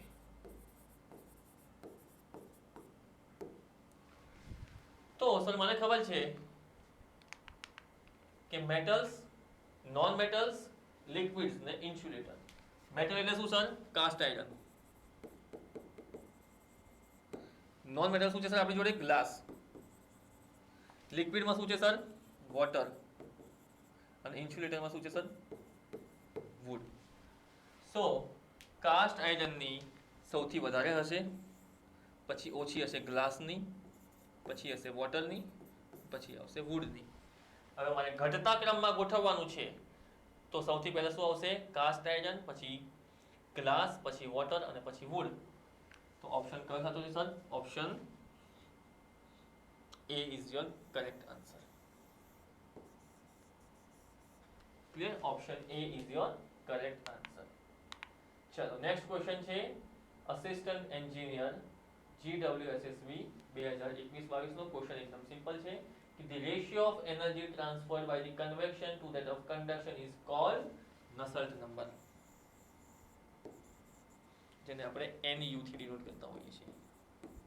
અને નસલ્ટ નંબરની ડેફિનેશન શું છે કે it is the ratio of heat transfer by convection to the heat transfer by conduction. અથવા તો હું તમને એમ કહેવા જાઉં કે જે નસલ્ટ નંબર છે એ શું બતાવે છે? it relation between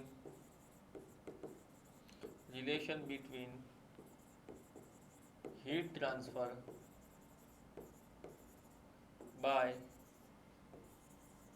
conduction and convection. અથવા તો એ મને એવું પણ બતાવે છે કે as compare to conduction convection કેટલું વધારે થયું છે. As compare to conduction convection કેટલું વધારે થયું છે. ટૂંકમાં જો હું એમ કહેવા જાઉં તો નસેલ્ટ નંબર મને એ બતાવે છે કે કયું મોડ ઓફ હીટ ટ્રાન્સફર વધારે છે, કન્ડક્શન વધારે છે કે પછી કન્વેક્શન વધારે છે. ક્લિયર? ચલો let us go to the next question. Next question છે અસિસ્ટન્ટ એન્જિનિયર GWSSB નો. ક્વેશ્ચન છે કે as the temperature of air increases the thermal conductivity dash. decreases, may increase or decrease, increase કે remains constant. હવે આના માટે તમારે યાદ રાખવાનું છે કે for gases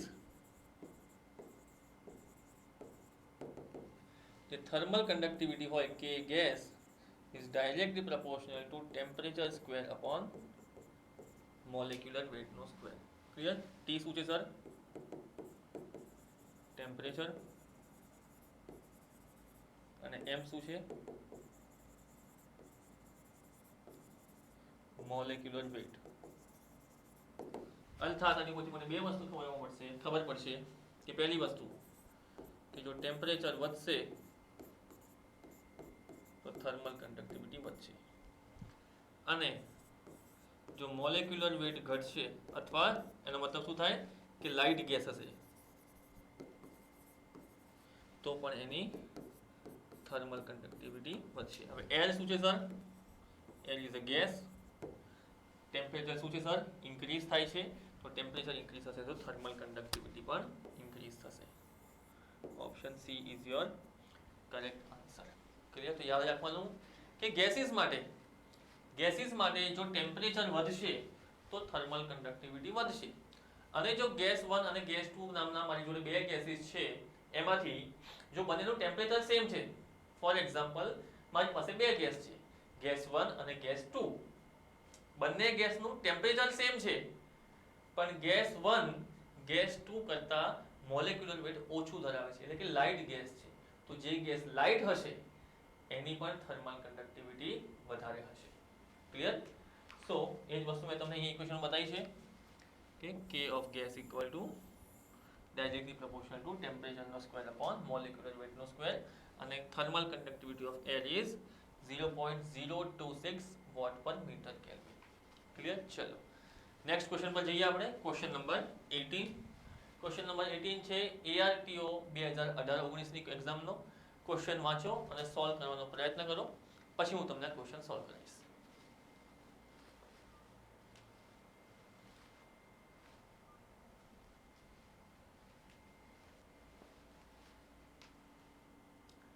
ક્વેશ્ચન એકદમ સિમ્પલ છે, આમાં કોઈ પ્રકારનો રોકેટ સાયન્સ નથી. બેઝિક ફંડામેન્ટલ ફિનોમિના લગાવવાના છે, બેઝિક ફંડામેન્ટલ કોન્સેપ્ટ ને પ્રિન્સિપલ્સ થી ક્વેશ્ચન સોલ્વ થઈ જશે. ચલો ક્વેશ્ચન સોલ્વ કરવાનો પ્રયત્ન કરીએ અને ક્વેશ્ચન વાંચીએ કે આપણને ક્વેશ્ચન શું કહે છે કે a steel ball of mass 1 kilogram and specific heat 0.4 kilojoule per kilogram is at a temperature of 60 degrees Celsius. It is dropped into 1 kilogram of water at 20 degrees Celsius. The final steady state temperature of the water is dash. Clear? પહેલા sir આપણે આનો diagram બનાવીએ. Let us say કે આ એક પાણીની ટાંકી છે.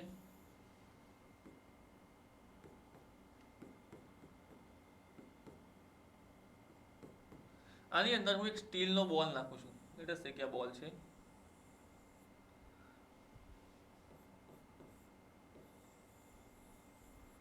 ક્લિયર? આ બોલને હું આ પાણીમાં નાખું છું. આ બોલને હું પાણીમાં નાખીશ અને થોડોક ટાઈમ પછી હું જોઉં છું તો મારે એ શોધવું છે કે સર આ પાણી જે છે એનું ટેમ્પરેચર કેટલું છે. ક્લિયર? આની અંદર શું છે સર? પાણી છે અને આ શું છે સર? સ્ટીલ બોલ. તો સૌથી પહેલા આપણે ગિવન ડેટા લખવાનો પ્રયત્ન કરીએ. યાદ રાખજો તમારે ગિવન ડેટા આવી રીતે એક્ઝામમાં નથી લખવાનો. આ તો હું તમને એક જનરલ પ્રોસિજર બતાવું છું કે કઈ રીતે ક્વેશ્ચન સોલ્વ થતો હોય છે. Clear? Mass of the steel ball is 1 kilogram. તો એને હું લખું છું MS equal to 1 kilogram. Specific heat of steel બોલ મને આપી છે કેટલી છે સર? 0.4 કિલોજૂલ પર કેલ્વિન.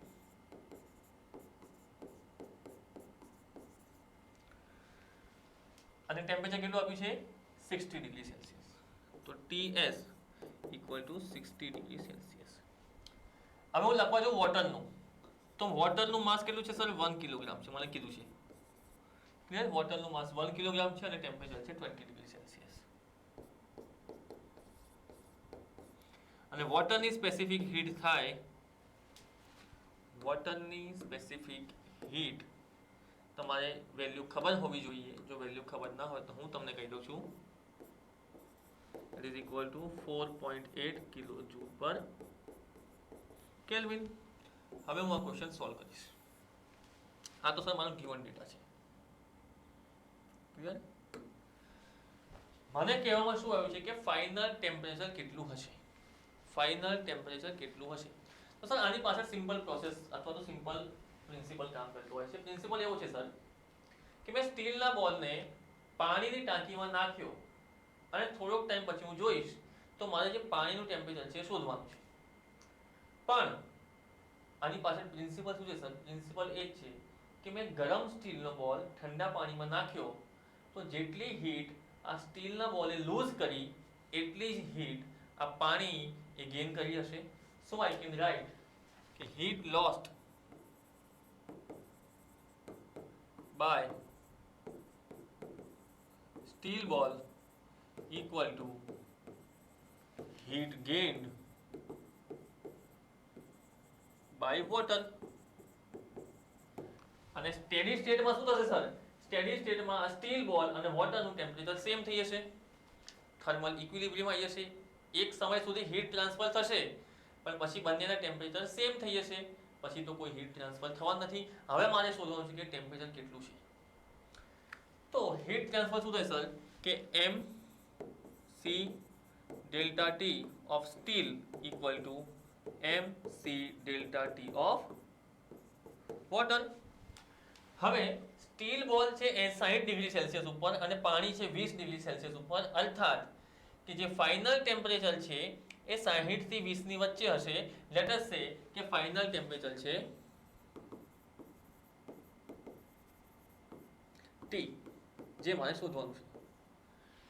તો બોલનું ટેમ્પરેચર ઘટે છે, પાણીનું ટેમ્પરેચર વધે છે અને બંને એટલે કે બોલનું ટેમ્પરેચર ઘટીને T ઉપર પહોંચે છે અને પાણીનું ટેમ્પરેચર વધીને T ઉપર પહોંચે છે. તો હું અહીંયા લખી શકીશ કે માસ ઓફ ધ સ્ટીલ બોલ, specific heat of steel into 60 minus T equal to mass of water into specific heat of water into T minus 20. આ રીતની મારી ઇક્વેશન બનશે. હવે માસ શું છે સર? 1, તો 1 into specific heat આપી છે 0.4 into 60 minus T equal to 4.8 into T minus 20. હવે હું આને આવું લખી શકું 4/10 into 60 minus T equal to 48/10 into T minus 20. Clear?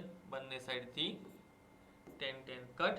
આ 4 ને હું નીચે લઈ જઈશ તો મને શું મળશે? 60 minus T equal to 48/4 એટલે કે 12. So 12 into T minus 20. તો મને મળશે કે 60 minus T equal to 12T minus 240. તો મને T મળશે આ 12T સોરી માઇનસ T ને હું પેલી બાજુ લઈ જઈશ એટલે કે 13T થઈ જશે અને 240 ને હું આ બાજુ લાવી દઈશ તો 300 થઈ જશે એટલે કે 300/13. તો આપણે અહીં ગણી લઈએ કે 300/13 કેટલું થાય? 13 2 ઝા 26, તો અહીંયા 40 વધ્યું, 13 3 ઝા 39, તો 1 અહીંયા મારે 0 મૂકીશ, અહીંયા કરીશ ઇન્ટુ 5 એટલે કે 6.5. તો એપ્રોક્સિમેટલી મને આવે છે 23.5 answer equal to 23.5 degree Celsius. Clear? ઓપ્શનમાં છે એવું? Yes sir, 23.5. So option A is your correct answer. આ ક્વેશ્ચન હતો ARTO 2018-19નો જેનું એક્સપ્લેનેશન આખું મેં તમને અહીંયા કરીને બતાવ્યું છે. ક્લિયર? એક્સપ્લેનેશન એકવાર ફરીથી જોઈ લો તમે આખું, પછી આપણે નેક્સ્ટ ક્વેશ્ચનમાં જઈએ. નેક્સ્ટ ક્વેશ્ચન પણ ARTO નો જ છે. 74 2018-19 નો ક્વેશ્ચન છે. ક્વેશ્ચન વાંચો અને સોલ્વ કરવાનો પ્રયત્ન કરો.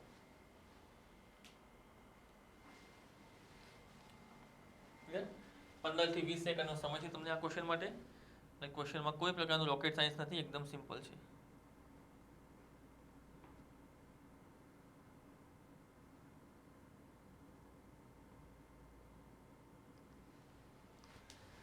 ચલો, let us start solving the question. Question શું કહે છે સર કે 3 metal walls of the same cross sectional area. આપણે શું છે સર, 3 વોલ છે. let us say કે એમનું ટેમ્પરેચર એરિયા સેમ છે. ક્લિયર? સો એરિયા સેમ છે. having thermal conductivities in the ratio 1:2:4. અર્થાત મને આવું કહેવામાં આવ્યું છે કે K1 K2 અને K3 નો રેશિયો 1:2:4 છે. Transfer heat at the rate of 6000 kilojoule per hour. For the same wall thickness, the temperature drops will be dash. Clear? Delta T પણ સેમ છે.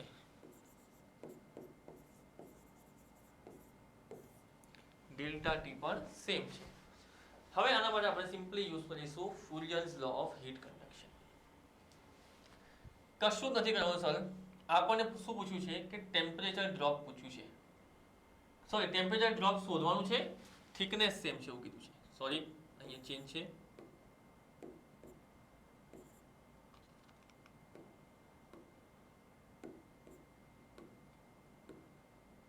x સેમ છે.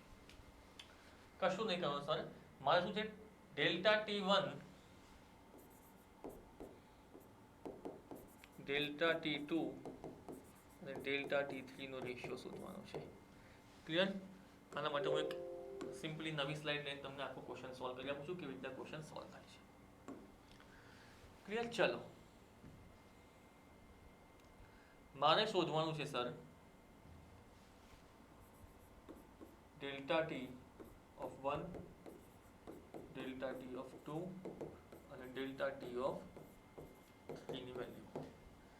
તો આપણે પહેલા છે ને સર Q1 upon Q2 શોધીએ. શું છે સર?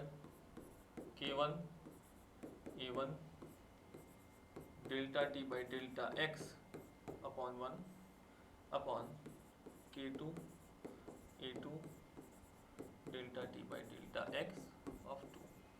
હવે બધામાં સર હીટ તો સેમ છે, અર્થાત Q1 equal to Q2 equal to Q3 થશે, which is equal to 6000 kilojoule per hour. So 6000 divided by 6000 equal to K1 into area પણ સેમ છે. એરિયા સેમ છે સર, એરિયા સેમ છે તો આ એરિયા કટ થઈ જશે. બંનેની થિકનેસ પણ સેમ છે. સો અહીંયા હું લખી નાખીશ delta T of 1 upon K2 into delta T of 2. Simple જ છે ક્વેશ્ચન, કોઈ રોકેટ સાયન્સ નથી. અહીંયા આન્સર શું આવશે? 1 આવશે. તો 1 equal to, હવે K1 અને K2 નો રેશિયો શું છે સર? K1 અને K2 નો રેશિયો છે 1:2. તો 1/2 into delta T of 1 upon delta T of 2. Clear? સો મને મળશે delta T1 upon delta T2 equal to 2. હવે સેમ વસ્તુ હું કરીશ Q2 by Q3 માટે. તો મને શું મળશે? K2 A2 delta T by delta X of 2 upon K3 A3 delta T by delta X of 3. એમાંથી એરિયા સેમ છે, કટ થઈ જશે. ડેલ્ટા X સેમ છે, ડેલ્ટા X કટ થઈ જશે. આ પણ કટ થઈ જશે, બંને 6000 જ છે. તો તો મને શું મળશે સર કે 1 equal to K2 upon K3 into delta T of 2 upon delta T of 3. K2 by K3 શું છે સર 2/4. તો 1 equal to 2/4 into delta T of 2 upon delta T of 3. Therefore delta T2 જેમ delta T3 મને શું મળશે 2 મળશે. Clear? Next આ જ વસ્તુ હું કરીશ Q1 upon Q3 તો ઇક્વલ ટુ મને મળશે K1 ડાયરેક્ટ હવે લખી નાખું છું K1 upon K3 into delta T1 upon delta T3 અહીંયા 1 થઈ જશે 1 equal to K1 K3 નું રિલેશન શું છે સર 1/4 1/4 નો રિલેશન છે equal to 1/4 into delta T1 upon delta T3 તો આની ઉપરથી મને મળશે delta T1 જેમ delta T3 equal to 4. Clear? ચલો આ ત્રણ ઇક્વેશન્સ મને મળી 2/4 આવી રીતે મને ત્રણ વસ્તુ મળી છે. ચલો લેટ અસ ગો ફર્ધર.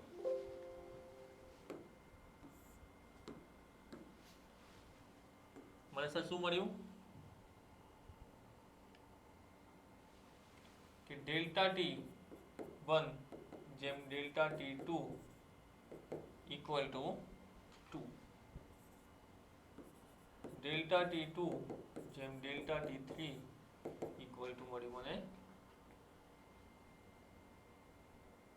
2 અને ડેલ્ટા T1 જેમ ડેલ્ટા T3 મને મળ્યું 4.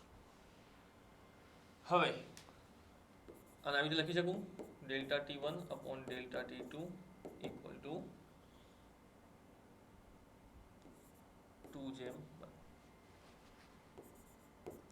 delta T2 upon delta T3 equal to 2/1 અને delta T1 upon delta T3 equal to 4/1. મને શું પૂછવામાં આવ્યું છે sir the temperature drops will be in the ratio dash. હવે તો મારે લખવાનું છે આવું ડેલ્ટા T1 જેમ ડેલ્ટા T2 જેમ ડેલ્ટા T3 આની વેલ્યુ મારે શોધવાની છે. ક્લિયર? તો આ વસ્તુની વેલ્યુ હવે કેવી રીતે શોધવાની એ આપણો પ્રશ્ન છે. ક્લિયર? સિમ્પલ. ચલો તો સર આ delta T1 upon delta T2 into delta T2 upon delta T3 કરો તો મને શું મળશે T1 by T2 શું છે 2 અને T2 by T3 છે 4. 2 into 2 is equal to 4. આને લખવાનું કેવી રીતે સર તો T1 અને T2 માં શું છે સર T1 અને T2 માં છે 2/2 જેમ 4. ક્લિયર? સો આનો આન્સર આવશે 1/4 જેમ 1/2 જેમ 1. કેવી રીતે સર કે મારે બધાને 4 થી ડિવાઈડ કરી દેવાનું. ક્લિયર? તો આન્સર આવશે આ જેવા. Option she is your correct answer. આ ક્વેશ્ચન હતો ARTO 2018-19 નો. ચલો let us go ahead. Next question પણ ARTO 2018-19 નો જ છે. ક્વેશ્ચન સિમ્પલ છે. ક્વેશ્ચન વાંચો, ડાયાગ્રામ ડ્રો કરો અને ક્વેશ્ચન સોલ્વ કરવાનો. ક્લિયર? સિમ્પલ ક્વેશ્ચન છે, કોઈ રોકેટ સાયન્સ નથી આમાં.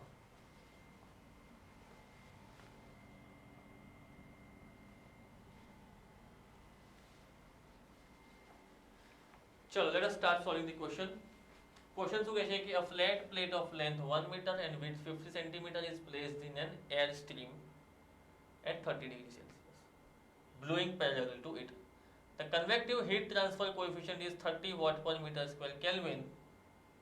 The heat transfer if the plate is maintained at temperature of 400 degrees Celsius is dash. આનો તમે ડાયાગ્રામ ડ્રો કરવા જશો તો ડાયાગ્રામ તમને કંઈક આવો દેખાશે કે 400 ડિગ્રી સેલ્સિયસ ઉપર એક પ્લેટ છે, એની ઉપર 30 ડિગ્રી સેલ્સિયસ વાળી એર ફ્લો થઈ રહી છે. પ્લેટની લેન્થ છે 1 મીટર, વિડ્થ છે 50 સેન્ટીમીટર. 50 સેન્ટીમીટર. સરફેસનું ટેમ્પરેચર છે TS, that is equal to 400 degree Celsius. This is T infinity અને h ની વેલ્યુ તમને આપી દીધી છે. તમારે શું કરવું છે સર? હીટ ટ્રાન્સફર શોધવાનું છે. તો હીટ ટ્રાન્સફર કશું નથી, Q equal to h a ts minus T infinity થશે. h કેટલું આપ્યું છે સર? 30 into area. એરિયા થશે 1 મીટર into 50 સેન્ટીમીટર. 50 સેન્ટીમીટરનો મતલબ શું થશે સર? 0.5 મીટર. ક્લિયર? તો 1 into 0.5 into ટેમ્પરેચર ડિફરન્સ કેટલું છે sir? 400 minus 30, that is equal to 30 into 1/2 into 370. Clear? હવે ઓપ્શન તમે જોશો તો બધા શેમાં છે? કિલોવોટમાં છે. તો આપણે એને કિલોવોટમાં કન્વર્ટ કરી દઈએ સર. આ થયું વોટમાં. કિલોવોટમાં કન્વર્ટ કરવું હોય તો મારે 1000 થી ડિવાઈડ કરી દેવાનું. તો 30 into 1/2 into 370 divided by 1000 kilowatt. Clear? 0 cut, 0 cut, 1 0 અહીંથી કટ. 37 into 3. ક્લિયર? 37 into 3 કેટલું થશે? 30 તારીખ 90, 90 ને 21 એટલે કે 111. 111 divided by 2 into 10. 111 by 2 કેટલું થાય? 55.5. 55 દુ 110. 55 દુ 110 અને 0.5 નું into 2 એટલે 1 એટલે 111 divided by 2 શું થશે? 55.5 into 10 એટલે કે 5.5 kilowatt.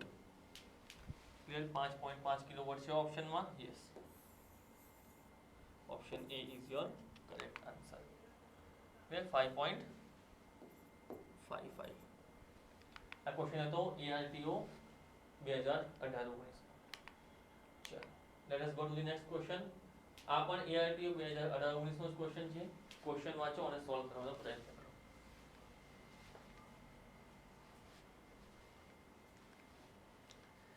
Sure, let us go ahead.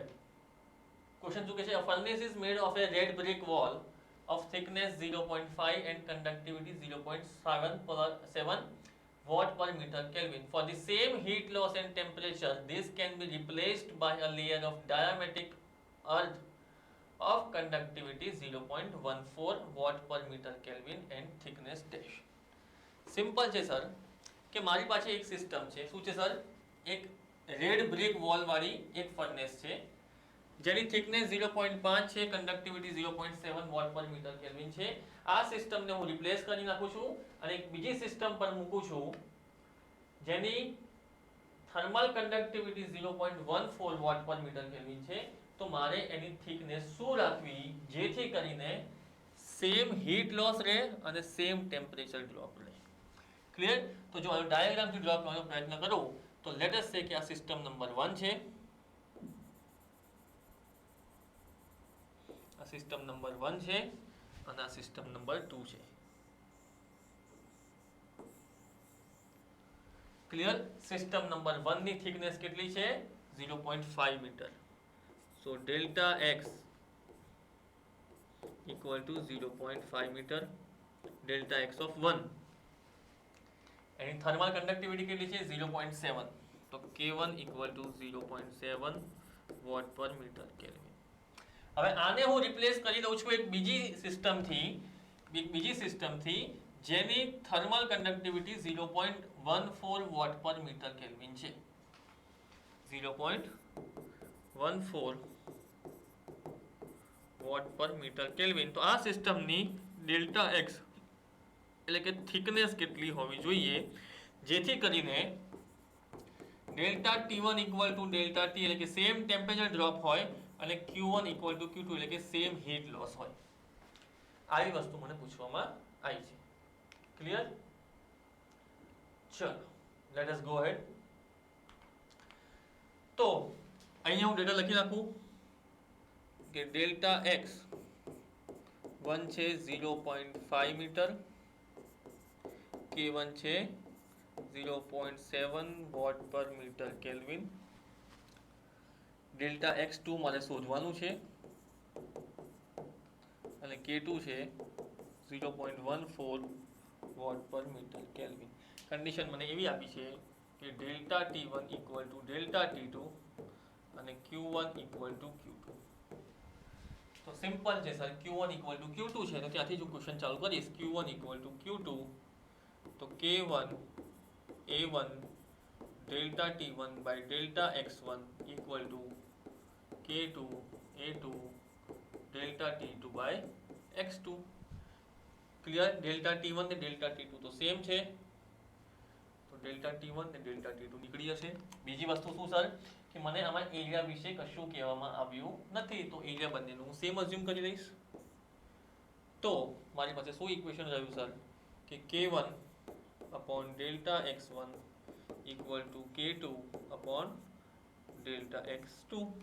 મારે શોધવાનું છે delta x2. તો delta x2 ને હું જો સબ્જેક્ટ બનાવું તો એ ઉપર જશે, delta x1 સામે આવી જશે અને શું મળશે K2 by K1 into delta x1.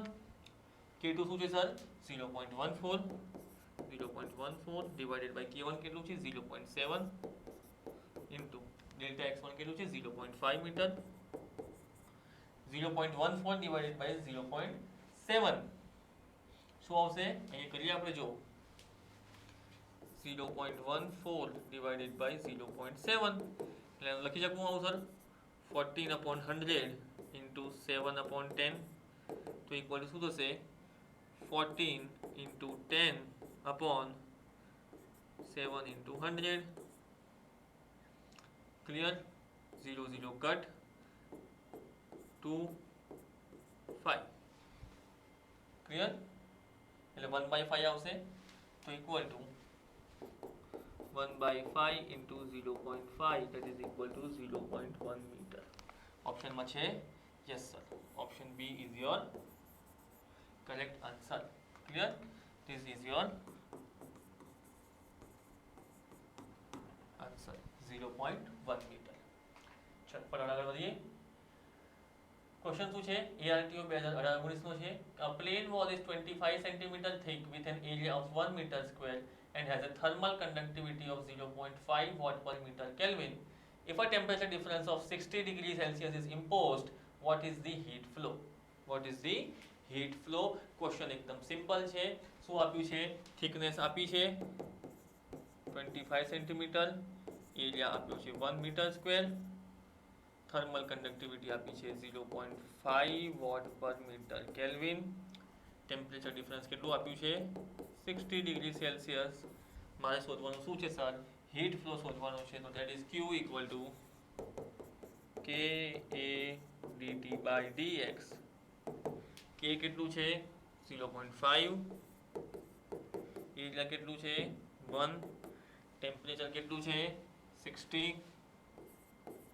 Divided by delta x કેટલું છે 25 into 10 raised to -2. કારણ કે વોટમાં છે અને આ વસ્તુ સેન્ટીમીટરમાં છે એટલે સેન્ટીમીટરનું મીટરમાં કન્વર્ટ કરી નાખીશ તો મને શું મળશે 0.5 into 60 into 100 divided by 25. 25 4s are 4 into 0.5 એટલે કે 2 into 60 એટલે કે 120. 120 what is your answer? Then option A is your correct answer. Clear? Diagram draw કરશો તો તમને ડાયાગ્રામ આવો દેખાશે. ચલો Which one of the following expresses the thermal diffusivity of a substance in terms of thermal conductivity, mass density rho and specific heat? C. ARTO 2018 નો simple theoretical question છે અને answer છે કે thermal diffusivity equal to K upon rho into Cp, જેમાં K શું છે સર? Thermal conductivity છે, rho શું છે? ડેન્સિટી છે, Cp શું છે? Specific heat. ક્લિયર? તો કયો ઓપ્શન સાચો પડે છે sir? K by rho C. Option C is your correct answer. Clear? Next question છે ARTO 2018-19 નો ક્વેશ્ચન ધ્યાનથી વાંચો અને સોલ્વ કરવાનો પ્રયત્ન કરો. કોઈ રોકેટ સાયન્સ નથી, સિમ્પલ લોજિકલ લગાડવાનું છે એમાં.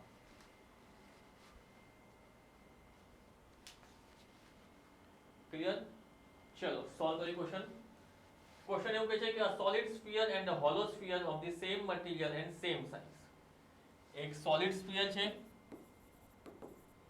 હોલો સ્ફિયર છે, સેમ મટીરિયલ સેમ સાઇઝ, એટલે કે સેમ સાઇઝનો મતલબ શું કે વોલ્યુમ સેમ છે, સેમ અમાઉન્ટ ઓફ જગ્યા રોકે છે, સેમ અમાઉન્ટ ઓફ જગ્યા રોકે છે, are heated to the same temperature and allowed to cool in the same surrounding.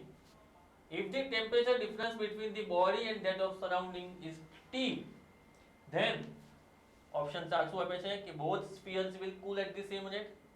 Both spheres will cool at the same rate for high values of T. Hollow sphere will cool at faster rate કે solid sphere will cool at the faster rate. Clear? Diagram તમને કંઈક આવો દેખાય છે. આ એક solid sphere છે. Hollow sphere પણ આખું છે, પણ હોલો કેવું હોય એ તમને બતાવવા માટે મેં શું કર્યું છે, વચ્ચેથી કટ કરી દીધું છે. આ શું છે સર? હોલો સ્ફિયર છે. હવે તમે ધ્યાનથી જોશો તો બંનેની સાઇઝ સેમ છે, અર્થાત એનું વોલ્યુમ સેમ હશે. ક્લિયર? બંનેનું વોલ્યુમ સેમ હશે, બંનેનું ટેમ્પરેચર બી ડિફરન્સ સેમ છે. Delta T of solid equal to delta T of hollow. બીજું શું છે? સેમ મટીરિયલ છે તો થર્મલ કંડક્ટિવિટી પણ સેમ હશે, heated to the same temperature same surrounding. હવે તમને એવું પૂછવામાં આવશે કે આ બંનેમાંથી કઈ વસ્તુ જલ્દી ઠંડી થશે? તો સર મને એટલું ખબર પડે કે આ સોલિડ બોડી છે, આની અંદર આખો જથ્થો ભર્યો હશે. આમાં તો શું છે સર? આમાં તો કશું છે જ નહીં. આનો સરફેસ એરિયા વધારે હશે, અર્થાત જે હોલો સ્ફિયર છે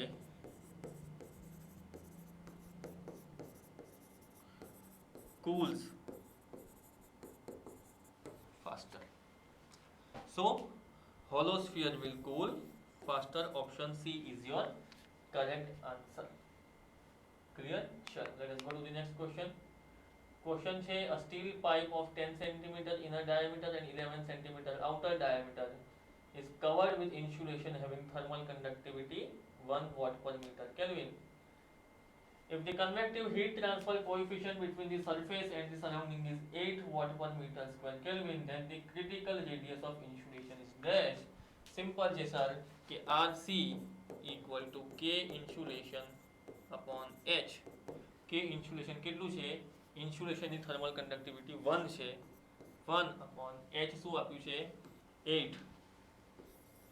આ છે વોટ પર મીટર કેલ્વિન, આ છે વોટ પર મીટર સ્ક્વેર કેલ્વિન, એટલે કે આન્સર ઓપ્શન વાળા તમારા સેન્ટીમીટરમાં છે તો 1 into 100 divided by 8 centimetre 50 4 25 2 12.5.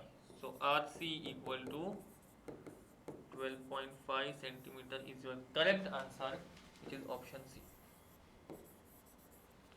Clear? So option C is your correct answer.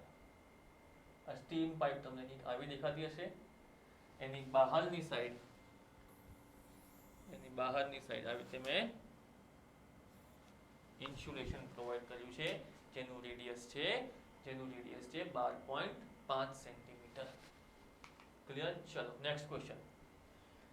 એ પણ છે ARTO 2018-19 નો, અને તમને એવું પૂછવામાં આવ્યું છે કે the effectiveness of fin will be maximum in an environment with dash. તો આન્સર આવે સર ફ્રી કન્વેક્શન. કેમ? આપણે ઇક્વેશનની મદદથી સોલ્વ કરીએ તો તમને વધારે ખ્યાલ આવી જશે કે સર ફિન ઇફેક્ટિવનેસ શું હોય. તો સર ફિન ઇફેક્ટિવનેસ હોય Q with fin upon Q without fin, જેની વેલ્યુ થાય under route P into K upon H into cross section. P શું હોય? P હોય પેરીમીટર, K હોય થર્મલ કન્ડક્ટિવિટી, H હોય હીટ ટ્રાન્સફર કોએફિશિયન્ટ, અને ACS એટલે કે ક્રોસ સેક્શન એરિયા. હવે માને જો ફિનની ઇફેક્ટિવનેસ વધારવી હોય તો મારી પાસે પહેલો ઓપ્શન એવો છે કે થર્મલ કન્ડક્ટિવિટી વધારવી, એટલે કે હાઈ વેલ્યુઝ ઓફ K, અને એ મને શેમાં જોવા મળશે? મેટલ્સમાં. તો હું મેટલ તરીકે ફિન વાપરીશ, અને એમાં બી જો મોસ્ટ કોમન વપરાતી હોય તો એ છે એલ્યુમિનિયમ. કેમ? કારણ કે લો કોસ્ટ છે, એનું વેટ ઓછું હોય અને કોરોઝન રેઝિસ્ટન્સ હોય છે. ક્લિયર? બીજો ઓપ્શન મારે શું છે કે P upon ACS ની વેલ્યુ વધારી દઉં, પેરીમીટર upon ક્રોસ સેક્શન એરિયાની વેલ્યુ વધારી દઉં, અથવા જો મારી આ ફિનની ઇફેક્ટિવનેસ વધારવી હોય તો આ H ની વેલ્યુ ઓછી કરી નાખવી, અને H ની વેલ્યુ ઓછી કરવી એનો મતલબ કે ફ્રી કન્વેક્શન હોવું જોઈએ. કેવું? Free convection. Low values of H નો મતલબ થાય ફ્રી કન્વેક્શન. ક્લિયર? તો correct answer is your free convection. Clear? Chalo, let us go to the next question. Which of the following statements is correct that the non-dimensional parameter known as Stanton number is used in dash? Stanton number કઈ જગ્યાએ use થાય છે? એના ચાર options તમને આપવામાં આવ્યા છે, અને કરેક્ટ આન્સર તમારે સોલ્વ કરવાનો છે. એક હું તમને હિન્ટ આપી દઉં તો એક વસ્તુ તમારે યાદ રાખવાની કે જે સ્ટેન્ટન નંબર છે is used in forced convection only.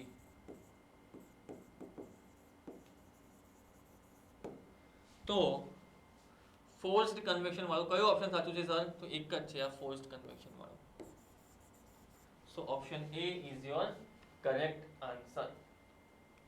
Clear? ચલો, which substance has the minimum value of thermal conductivity? આ છે ગેસ, આ છે લિક્વિડ, આ છે ઇન્સ્યુલેટર, આ છે ઇન્સ્યુલેટર. જો તમને પેલો ડાયાગ્રામ યાદ હોય તો સૌથી ઓછી કોની હોય? ગેસની હોય. તો option A is your correct answer. Question હતો ARTO 2018-19. Clear? Next question. which of the following configurations has the highest pin effectiveness? તો મેં તમને કીધું હતું ઇફેક્ટિવનેસ શું થાય? Under route P into K upon H into ACS. તો હું ધ્યાનથી જોઉં તો ઇફેક્ટિવનેસ મારે વધારવી હોય તો આનો રેશિયો વધારવો પડશે P upon ACS નો. ફિન ઇફેક્ટિવનેસ વધારવી હોય તો મતલબ શું કે મારે P by ACS એટલે કે ક્રોસ સેક્શન એરિયા મારો ઓછો હોવો જોઈએ. ક્રોસ સેક્શન એરિયા મારો ઓછો હોવો જોઈએ, અર્થાત થિન ફિન હોવી જોઈએ, અને ક્લોઝલી સ્પેસ હોવી જોઈએ કે વાઇડલી સ્પેસ હોવી જોઈએ, એની હવે આપણે ચર્ચા કરીએ. ક્લિયર? લેટ અસ સે કે મારી જોડે 3 કેસીસ છે. કેસ નંબર 1 માં મેં શું કર્યું છે? 3 ફિન લગાવી છે. કેસ નંબર 2 માં શું છે? મેં 4 ફિન લગાવી છે, અને કેસ નંબર 3 માં શું છે? મેં 2 ફિન લગાવી છે. બધામાં ફિન કેવી છે સર? થિન ફિન જ છે. કારણ કે મને ખબર પડી કે મારે થિન ફિન જ વાપરવાની છે, પણ હવે કેટલી દૂર ને કેટલી નજીક મૂકવી એ મારો પ્રશ્ન છે. તો આપણે ઊંધા કેસથી ચાલુ કરીએ. માની લો કે મેં 2 ફિન લગાવી. હવે શું થશે સર કે આ બંને ફિન એકબીજાથી નજીકમાં નથી, બહુ દૂર છે. બહુ દૂર છે એટલે હીટ ટ્રાન્સફર સરખું નહીં થાય. ક્લિયર? અને ઓછી પડશે મને ફિન, એટલે બહુ દૂર રાખવાથી મારો ફાયદો નથી. મેં શું કર્યું સર? બહુ નજીક રાખી દીધી. તો શું થશે કે અહીંયાથી હીટને નીકળવું હશે ને, અહીંથી અહીંયા હીટને નીકળવું હશે ને સરફેસ ઉપરથી, તો આ ફિન ખુદ જ રેઝિસ્ટન્સ આપશે. એટલે આ પણ નહીં ચાલે, આ પણ નહીં ચાલે. એટલે ક્લોઝડ અથવા તો ક્લોઝ થિન ફિન્સ વાપરવાની, પણ બહુ ક્લોઝ નહીં, પણ બહુ ક્લોઝ નહીં. Clear? So closed thin fins are more effective.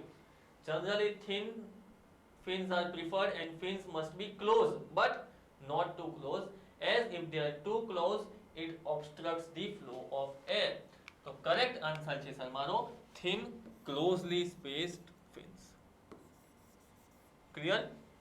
ચલો let us go to the next question. Question છે AIMB 2019-20 નો ક્વેશ્ચન. આ પણ સિમ્પલ છે. Critical radius of insulation sir મને બધે પૂછ કરે છે. ક્લિયર?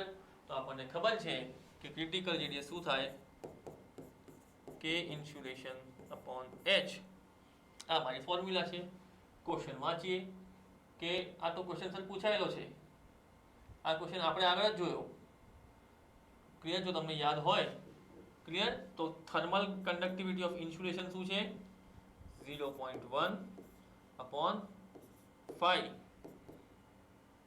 મીટર, એટલે 100 by 5, 100 into 0.1 divided by 5 centimetre, એટલે કે 10 by 5 સેન્ટીમીટર, એટલે કે 2 સેન્ટીમીટર. ક્લિયર? એટલે કે 2 centimeter. So option A is your correct answer. Clear? Let us go to the next question. In unsteady state condition, unsteady conduction ની વાત કરીએ છીએ, એટલે કે કોની સર? lumped parameter ની.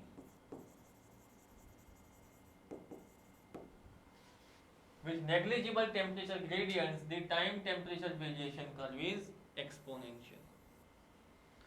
Is exponential. જો તમને ઇક્વેશન યાદ હોય તો t minus t infinity upon ti minus t infinity equal to e raised to minus Biot number into Fourier number આવું લખતા હતા.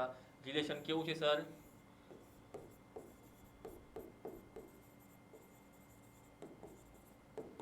એક્સપોનેન્શિયલ રિલેશન છે. કેવું છે સર? એક્સપોનેન્શિયલ રિલેશન છે. ક્લિયર? લાસ્ટ ક્વેશ્ચન છે આજના સેશનનો 2019-20 ની AIMB ની એક્ઝામમાં પૂછાયો છે. ક્વેશ્ચન વાંચો અને સોલ્વ કરવાનો પ્રયત્ન કરો. ક્લિયર? ક્વેશ્ચન એકદમ સિમ્પલ છે. ક્વેશ્ચન વાંચો અને સોલ્વ કરો અને પછી મને કહો કે આન્સર શું આવે છે. ક્લિયર? ચલો શું કહે છે કે કન્સિડર ધી ફોલોઇંગ સ્ટેટમેન્ટ્સ કે absorptivity depends on the wavelength of the incident radiation waves and next કે emissivity is dependent on the wavelength of incident radiation waves. તો આમાંથી કયો ઓપ્શન સાચો છે? તો પહેલું સ્ટેટમેન્ટ વાંચીએ સર. શું કહે છે કે absorptivity depends on the wavelength of the incident waves. Yes, depend કરે છે વેવલેન્થ ઉપર. તમે કઈ વેવલેન્થ થી કોઈ સરફેસ ઉપર ઇલેક્ટ્રોમેગ્નેટિક વેવ્સ નાખો છો એની ઇફેક્ટ પડશે. કારણ કે જેમ જેમ તમારી વેવલેન્થ ચેન્જ થશે એમ એ સરફેસ પોતાની અંદર અલગ અલગ પ્રમાણમાં એનર્જી એબ્સોર્બ કરશે. તો યસ, સ્ટેટમેન્ટ નંબર 1 સાચું છે. સ્ટેટમેન્ટ નંબર શું કહે છે? 2 કે emissivity is dependent on wavelength of incident rays. Emissivity શું છે સર? લેટ અસ સે આ એક સરફેસ છે. સરફેસ પોતે કંઈક એમિટ કરતી હશે. તો સરફેસ જે પોતે એમિટ કરે છે એને એની ઉપર શું નંખાય છે એની સાથે તો કોઈ નિસ્બત છે જ નહીં. સરફેસની તો પોતાની એમિસિવિટી છે ને. સરફેસની બોડી પ્રોપર્ટી છે. એ બોડી પ્રોપર્ટીને એની ઉપર કેટલી એનર્જી આવે છે એનાથી કોઈ ફરક પડતો જ નથી. સો સ્ટેટમેન્ટ નંબર 2 ખોટો છે. ખ્યાલ આવ્યો?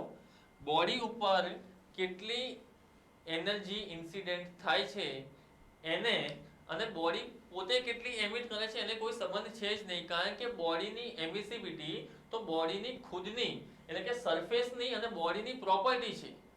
તો એ વસ્તુ આ જે ઇન્સિડેન્ટ વેવ્સ છે એની ઉપર ડિપેન્ડ નહીં કરે.